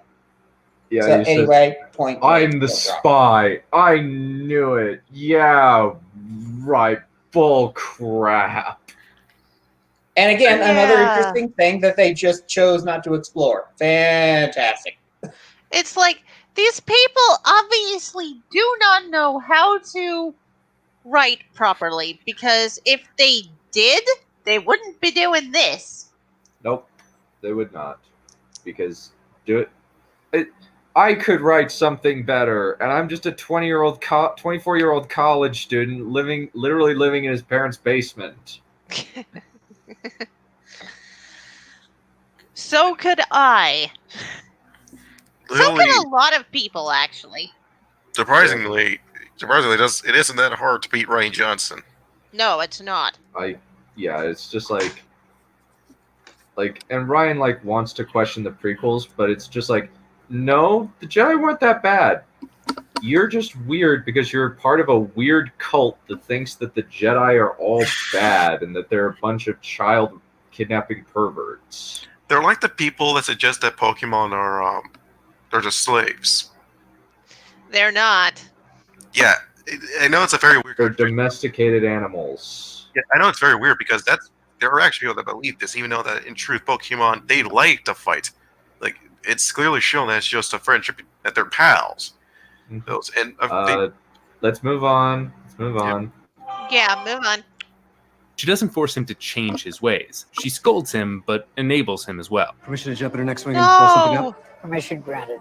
On the other hand, Holdo freezes him out of a leadership position entirely and shows zero. Okay, liar. Flat. I'm gonna say it right now. Just right. You are a lot. Either okay. So you are getting the information so wrong that you are one of three things. One, you are stupid beyond all measure. Two, you are a liar. Three, you are biased. What about 4? All the above. I don't think he's a liar. I think he's too stupid to lie. You never know. But you can be stupid and a liar. Yeah, but it's just like Leia doesn't enable him. There is a fleet that comes out and is going to kill them. Therefore, he has to go out and blow something up, or else they will get blown up. It's simple logic. He's going to run interception. And for some reason, the shields on the frickin' Radis don't work because Kylo's able to get in there. With a okay, that's also betraying the laws of because it's like, okay, so you mean to tell me that they literally have this? That's using game mechanics when in reality they don't apply. No, not even game mechanics. At least they operate by the rules. Because Star Wars Battlefront 2, the old version, that operate by the rules that things could go in, but they can't go in through the other way. Yep. Let's keep going. Zero tolerance for his attitude. Stupid Holdo. Why doesn't she just tell him the plan? I mean, she's pretty clear about why she doesn't trust Poe. No, she's not. No, she's not. She's belittling him. As much as she might not like it, and as much as you go, "Oh, he was demoted, so he doesn't have access anymore." He's the dude who blew up Starkiller Base. He's the only reason why they're alive. And there's an argument to be made. There's an argument to be made that because she's that they're a military, that they are saying no, like he got demoted because it's the military. If you don't adhere to the rules in the military, you get punished. It's amazing they wasn't thrown in the brig. off lightly. The only reason he was demoted in the first place was that Leia forgot how the military works. And she demoted him 2 whole ranks. And yet, Poe was still her second in command because all the people that died were above him. So it's you're the second in command. He's the unofficial second in command at this point. Yes. Yeah. So she should have been telling him the plan, or she should have said, I have a plan, but there's someone here I don't think I can trust, so I can't tell you the details. And that would have made us suspicious of people.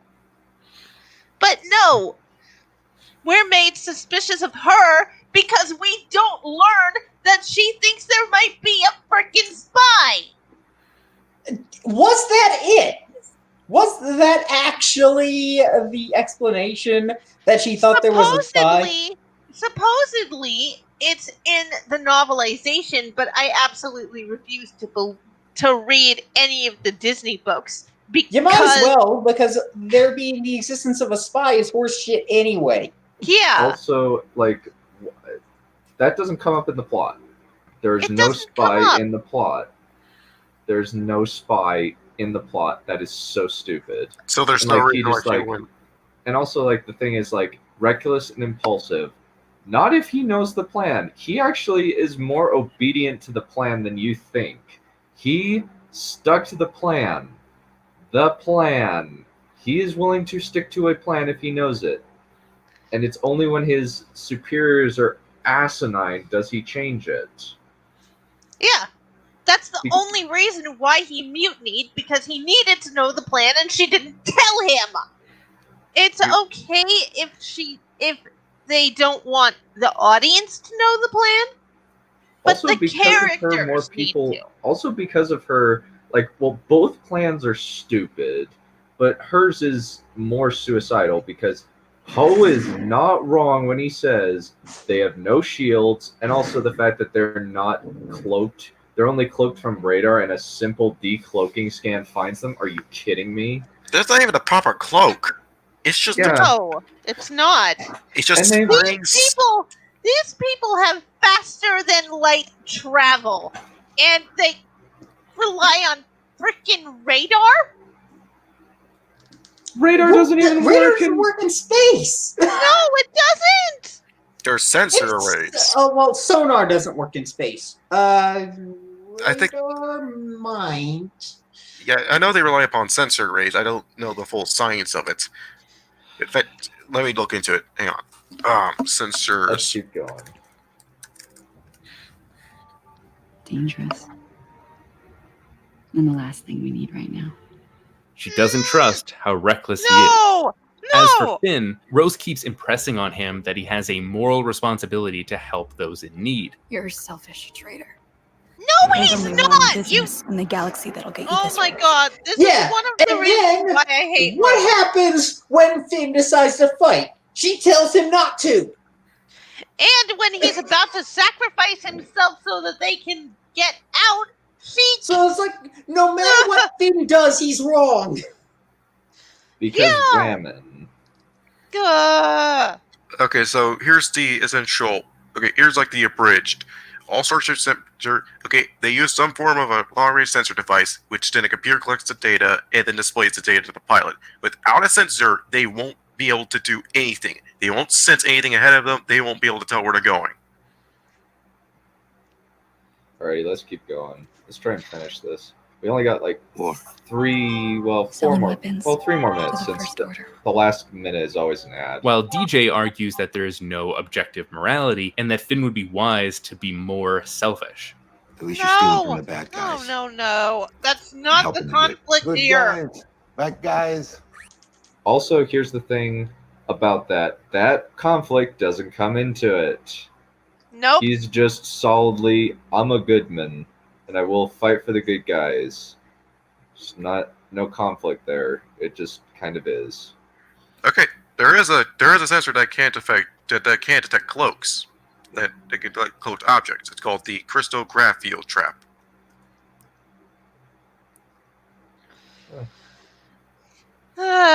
Yeah. But And from what I've the seen, it's ground only fight. mentioned back in the old EU days. Yeah, so it's not a thing anymore. Thanks for decanonizing it, by the way. Yeah, thank you. You had something you could have used. Had you not thrown out everything that had been written before you took over. And because Kathleen Kennedy is illiterate, or she's just really, really airheaded and thinks that and doesn't understand her history, because she complained, "Oh, Star Wars doesn't have any books that we could have based it on." And then all of us old fans who are old enough to remember the years before the prequels look over at our bookshelves and see all the Star Wars titles we've got. Yeah, right, Kathleen. Right. Pull the other leg, you goddamn bitch. There were books, comics, video games, even shorts and TV shows. You have material out of the cahoos.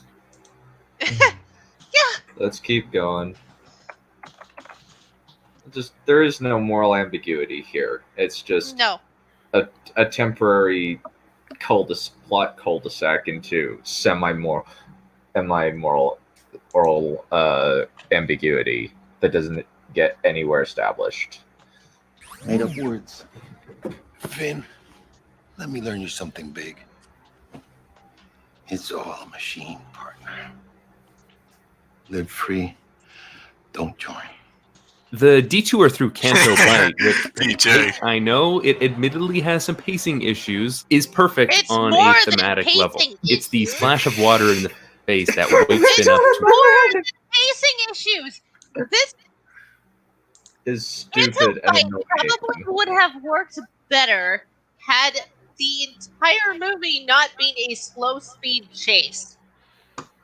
Yeah, a boring slow motion car chase. Whose bright idea was that? Oh yeah, Ryan's. Okay, I know.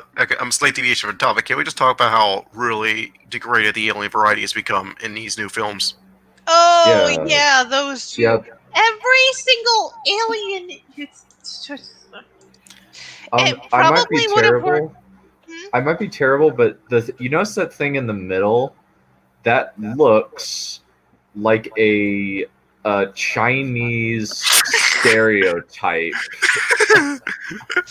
That looks like a cartoon of that looks like a cartoonized Chinese stereotype. Oh my god! It even has the squinty eyes of one.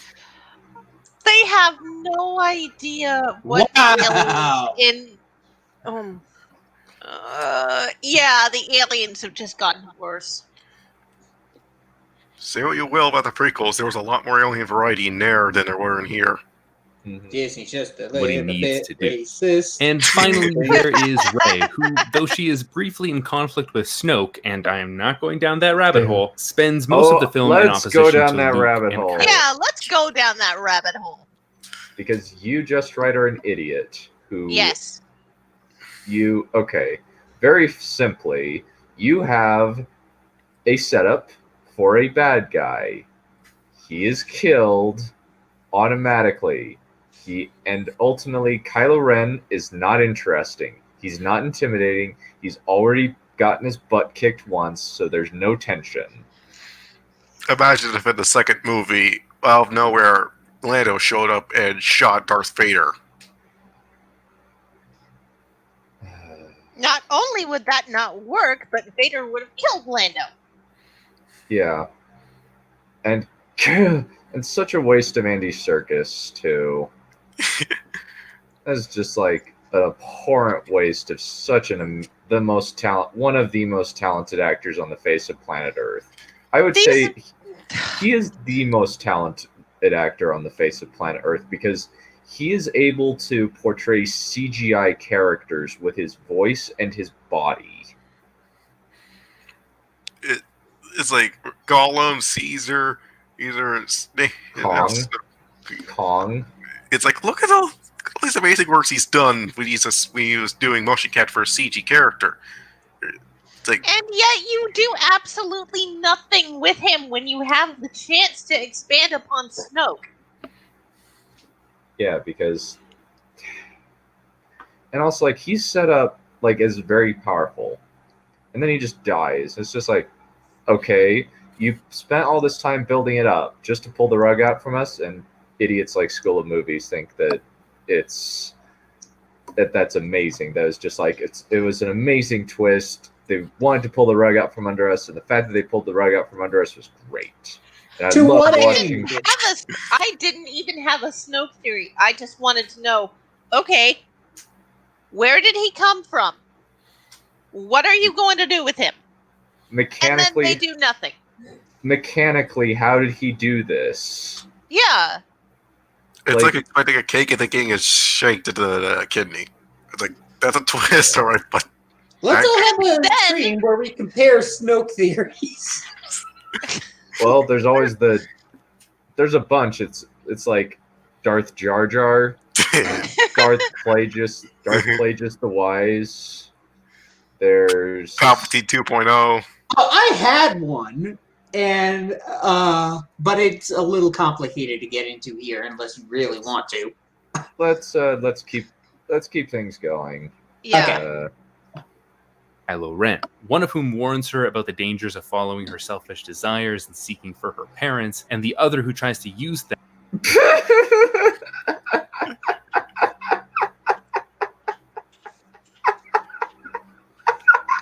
know, I just noticed something.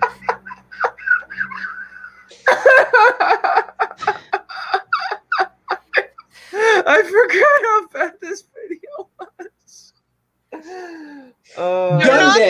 I missed something. What was that? Okay, basically he's saying that Luke is trying to tell her not to go after her selfish desires for her to find her parents. What? Okay, let's back up. Okay. So let's go through this. Just Write says that she wants external validation. And yet it's obvious that her want is still to find her parents. And then he says Luke tells her that you can't go after your selfish wants. That's not in the movie. That's not in the movie. No, it's not. Where are you getting this? Oh, wait, this is probably your headcanon. Stop using your headcanon to fill in the plot holes. That's what he does with all of them, just so long as it has a good message. That he doesn't do this with Rise of Skywalker. He just but even like then he's not able to criticize it. That's how bad this guy is. Him and Patrick are like, I'd actually say that Patrick's Rise of Skywalker is better than this. And I hate Patrick Willems. I really don't like that man. You're just watching movies wrong. Yeah, Patrick. I'm gonna read out the one where I kill him and Yezin. Is on stream sometime. Let's keep going. Let's watch that a little bit. Spends most of the film in opposition to Luke and Kylo Ren, one of whom warns her about the dangers of following her selfish desires and seeking for her parents, and the other who tries to use that to manipulate her into joining him. You have no place in this story. He's lying! You're nothing. He's the antagonist. Collect It's precious entirely resources. possible that he is lying. Oh wow! Well, it's actually revealed that he is lying. Yeah. And it was before So, Jedi by the came way, out. if you're it was wondering why entirely Phasma possible or that Chewbacca Vader or could have Akbar or been whoever lying wasn't in about this him movie being more, this is why. These 10 characters encompass the entirety of the moral framework of the story. Everyone else is a prop, a plot device, or a meme. Oh my god. Plot device or meme. Just Write. Go screw yourself. Sideways with a chainsaw. Oh, I was just thinking just from behind with a chainsaw right up his bunghole. Yeah.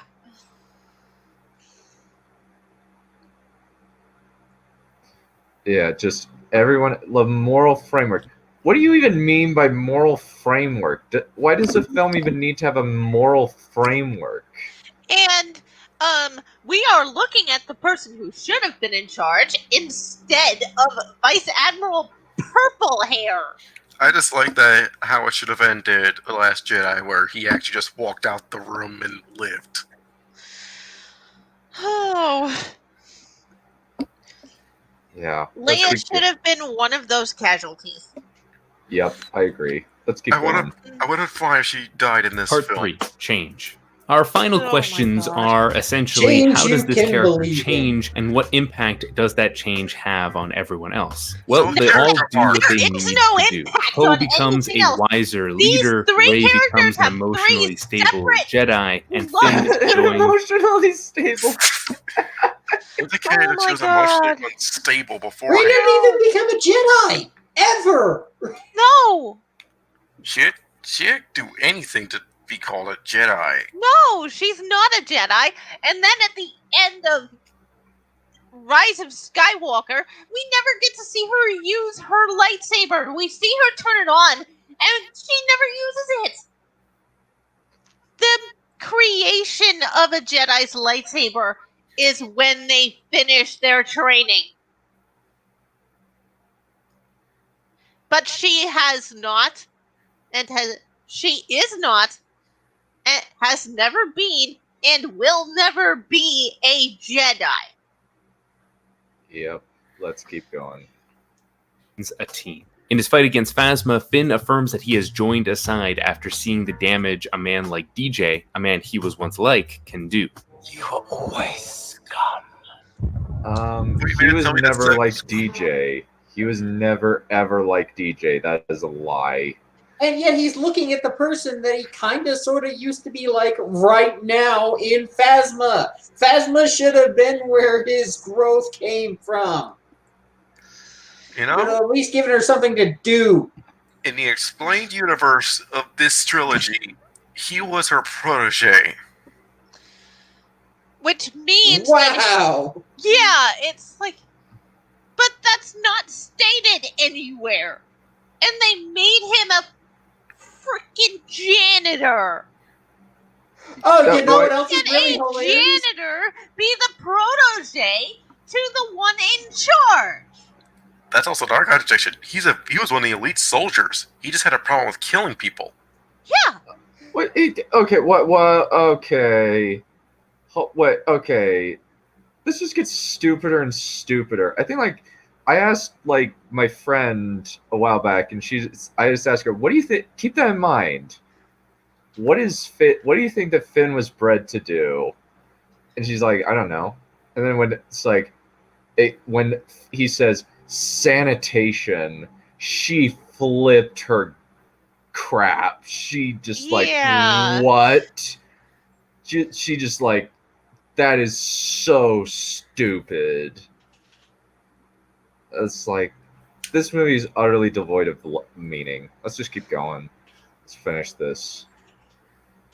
Poe grows through his conflict with Holdo, and his actions provide an opportunity for Finn to prove that he really is self-sacrificing. Kylo's descent into villainy pushes Rey into heroism, allowing her to save the remaining rebels. So each character isn't isolated. Each plotline affects the others, especially when the characters fail. In answering all 7 questions for each character, The Last Jedi tells complete stories. And not just for these 3 characters, but for Is Luke he ever and going to get Kylo to as the well. other 5 That's points? more dynamic characters, as in characters who undergo a change. We have 2 minutes left. And he doesn't get the other. Okay, let's take a look at this BS chart. Win the war. No, that is a need. Learn to retreat. That's not in there. Learn to retreat? No. Okay, his want. time. Oh my god. In military tactics, they don't use the word retreat. They use the word fall back. And that is what withdraw. happens when you move backwards in order to get a position of strength later on because your current position is being overwhelmed. It is a legitimate tactic. It is not cowardice. But retreat is what happens when you've given up. Yes. There's also, they didn't mention the order here. How to fight, where to go, who to join. What? I think that Just Write mixed it up. Oh my god! Isn't it supposed to be where to go? And isn't it supposed to be who to join? And Ray's supposed to be, I don't know. Ray is just a cardboard cutout at this point. A conflict role, the first order. That's a compliment to cardboard. No, remember, she's a dotted line.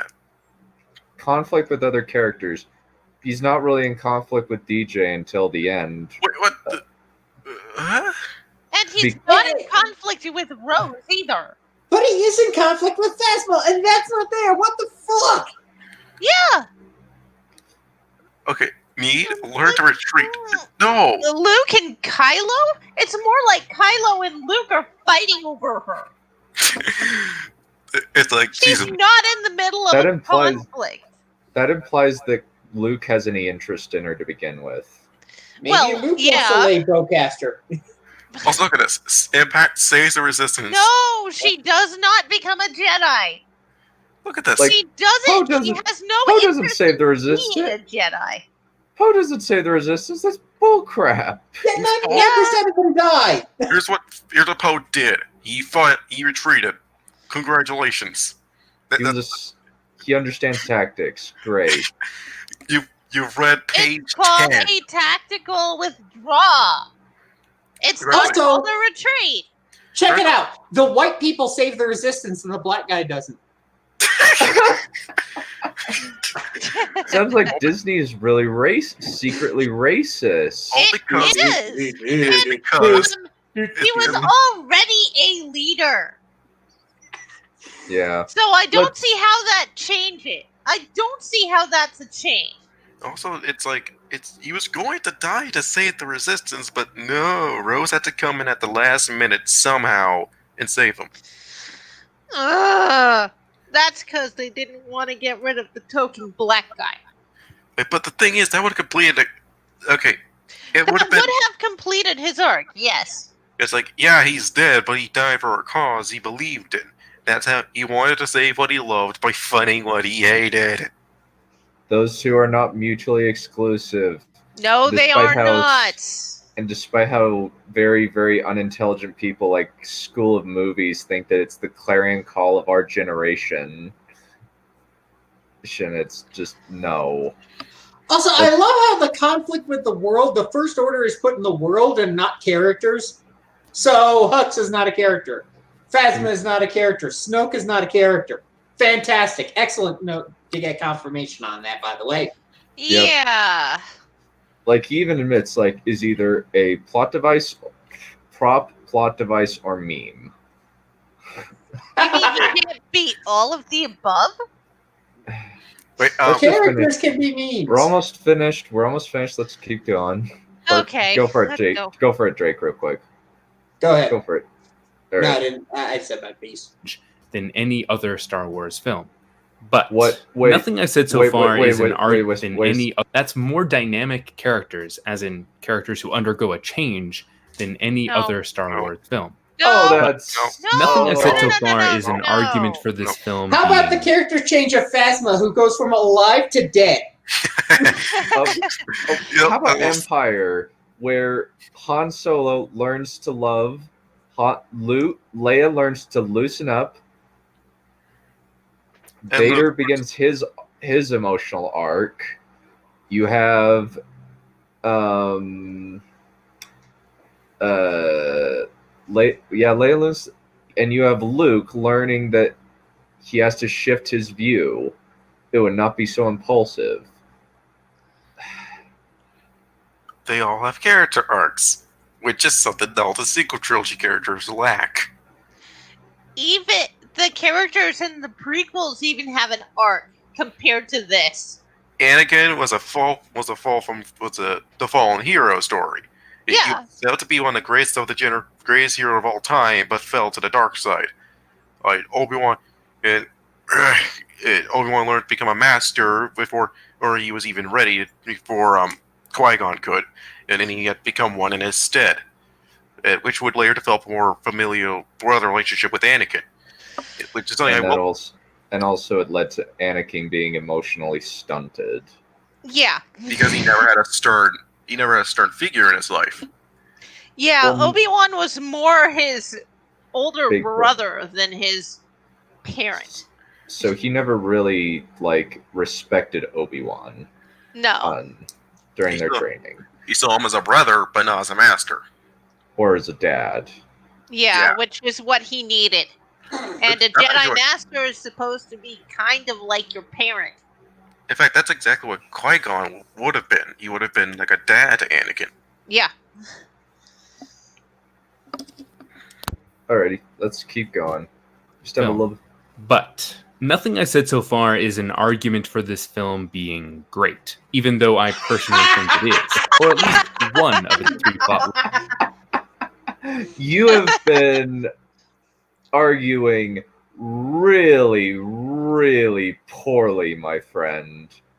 You have obfuscated information right, left, and center, blatantly lied to others, or just so dumb that there's no other option. Okay, my question is, what was the point of this lightsaber scene? There is no point. To destroy the cast. No, the point was to destroy the lightsaber. And then it gets fixed in the next one because screw you, Rian Johnson. Also, it's like, no, this was the perfect opportunity to force Rey to build her own. And they didn't take it. Nope. Except they did, and they only had it basically what mine is had all the narrative weight of an end credit scene. Yeah. Also, how likely is this even possible? The scene of her turning on her lightsaber should have been one of the first scenes we saw. And then she should have used it why are they both being pushed time. back? Also, why are they both being pushed back? That's not how the... Yeah, why doesn't Kylo just take his other arm, pick up Snoke's corpse, and throw it at Rey? He has Or the pick up a lightsaber. rock. He has a lightsaber. Why does he need to do this? Like, why does he need to? Why does he need to do this forced tug of war thing? I know. It's like this. Okay, I just realized something. This exemplifies the tug of war that's going on between Rian Johnson and J.J. Abrams. And There's the no themes for you. destruction of the lightsaber is the destruction of the franchise. And Better Snoke in the theme. background is all of us who are checked out. Yep. Everybody's dead, and these two are the only ones who give a shit. Also, why the fact no that one watches anymore. I also have to question something because we have the crates, the salt plant scene next, and they had like all these forces. When it's like, no, supremacy got cut in half, and all your other ships were destroyed because they were conveniently parked right behind them. We're almost finished. Let's finish. Yeah. Lines is great. They are arguments for it being competent, for it having No, it's a not. rock-solid dramatic foundation that I think you have to acknowledge, even if the movie made you Oh, angry. the fight scene The that Last had Jedi should be absolutely no applauded. tension whatsoever, and what's needed. Not Here's once the does the problem. lightsaber contact another lightsaber, except when Luke tries to kill Kylo. There's no lightsaber fights in this movie. They're just There aren't lies any. and illusions. Yeah. Because Rian Johnson is a circus performer. That circus requires skill. Okay, he's a flea street artist, or just con man. Don't insult street artists like that. Plus, the elephants are treated better than Finn was. Yeah. Alrighty, so even if a rock solid dramatic bedrock, even if the movie made you angry, no, I don't acknowledge that. you are wrong because you have made so many faulty argumentation. Yeah, this is not how you do it. He takes out the parts of the movie that would actually disprove his point, which do very much exist. Yep. Let's keep going. For resisting the temptation to indulge its audience with fan service callbacks and references, for telling a real story that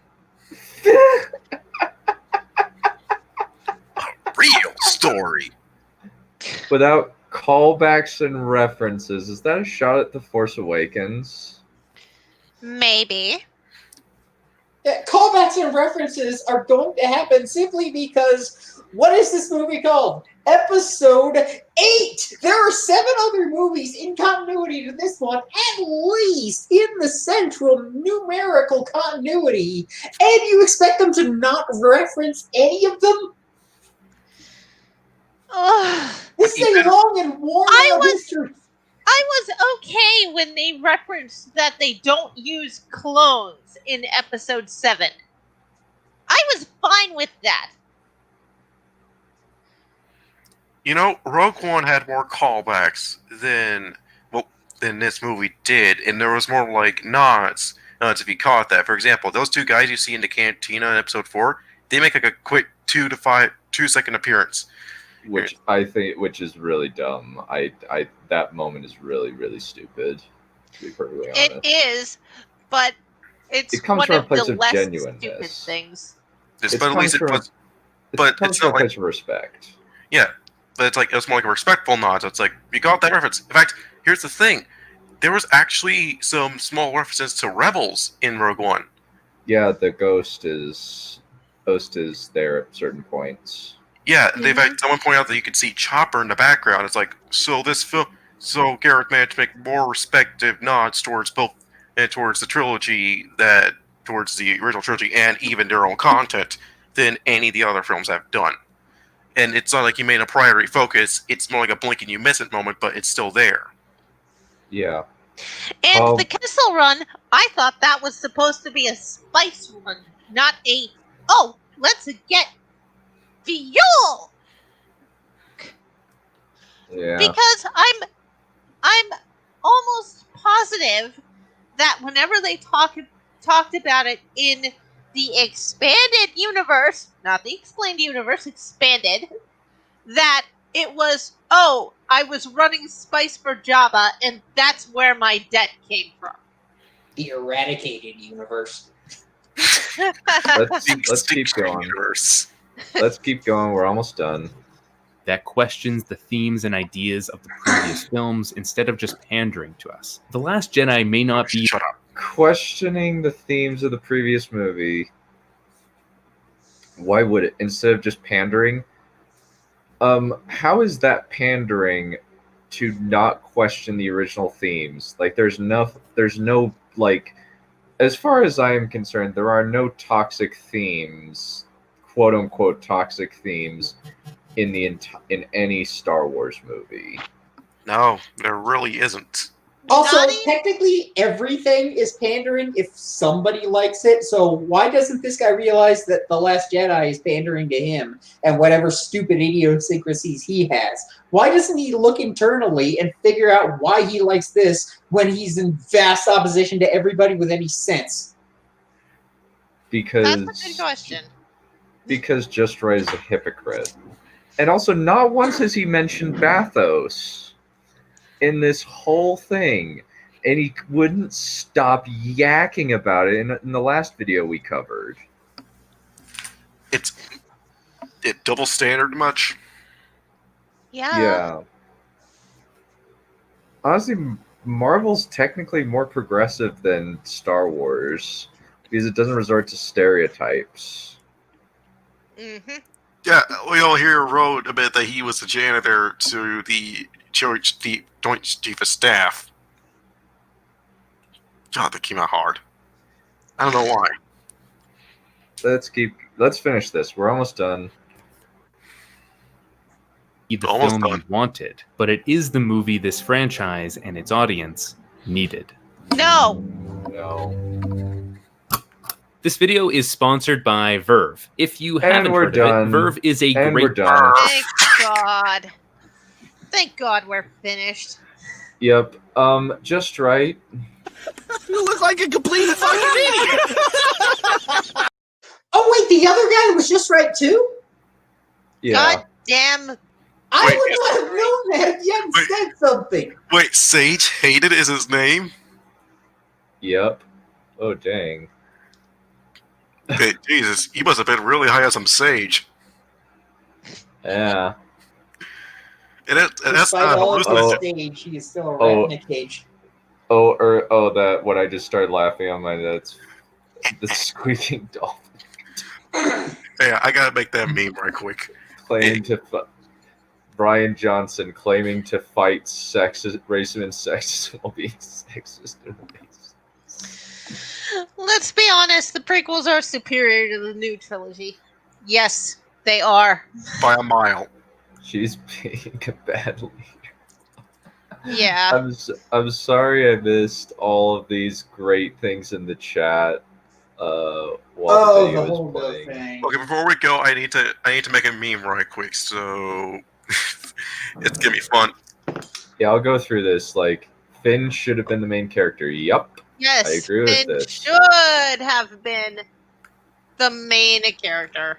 It would have been interesting if he was capable of being a Jedi and he was. That's getting into the next movie, which is just as bad. Yeah, I think. How much would it take to do a commentary on Rise of Skywalker and The Last Jedi? What, you mean how much would I charge you? How much money? Okay, let's be honest. Okay, how much money would it take for us to manage to rewrite the entirety of The Last Jedi and make a far better film? I don't know how much did they spend on it. Well, they spent like 300 mil on it. Yeah, that. And yet, your sample of what it could have been was so much better than what we got. Yeah. People doing stuff for free, they would have been able to make.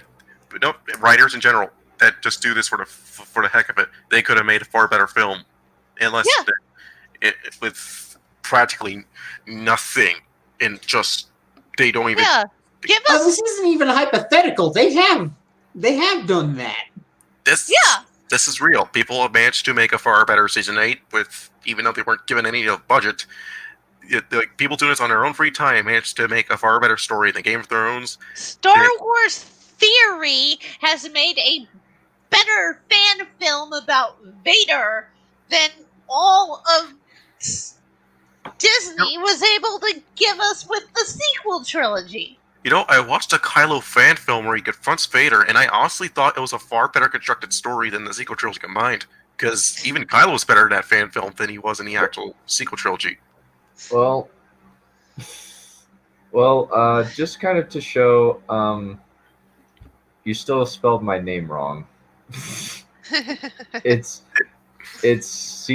not C-A, it's either C-H-I or K-A-I, not... You can't... I can only redo this. It's fine. I'll just...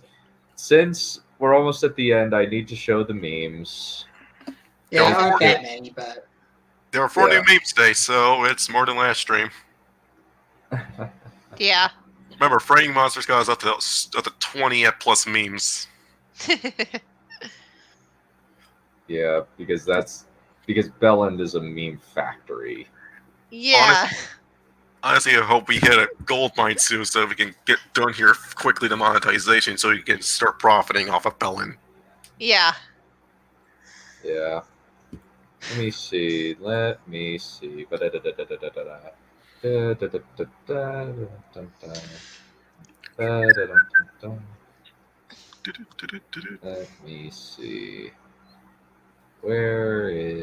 see. Get the memes. Loading.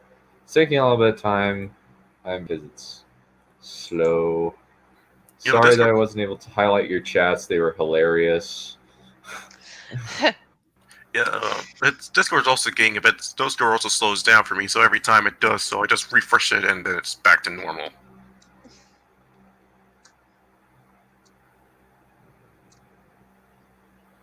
For at least a while, but Okay, great. Alrighty.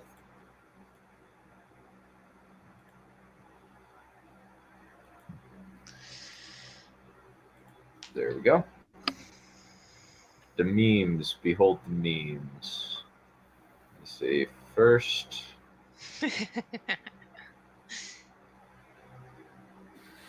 Muller. Hello there, ladies and gigans. Muller chai. listen, if you could spell your name out for me, write it down, send it to me in an email, or better yet, just type it out into Discord for me, and I can be able to get it right. Done hating Just Right, and me watching be like, yes, let the hate flow. Well, yeah, that was all of us. Star Wars EU, Kathleen Kennedy. There's no source material. Yeah, because you killed it. Yeah, that's the idea. And then this one, Corporate wants you to.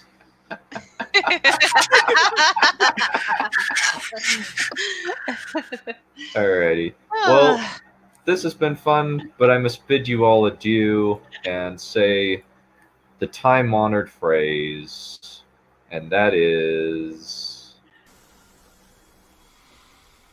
Go! Holy shit. Okay, we're going. Go! Bye, guys.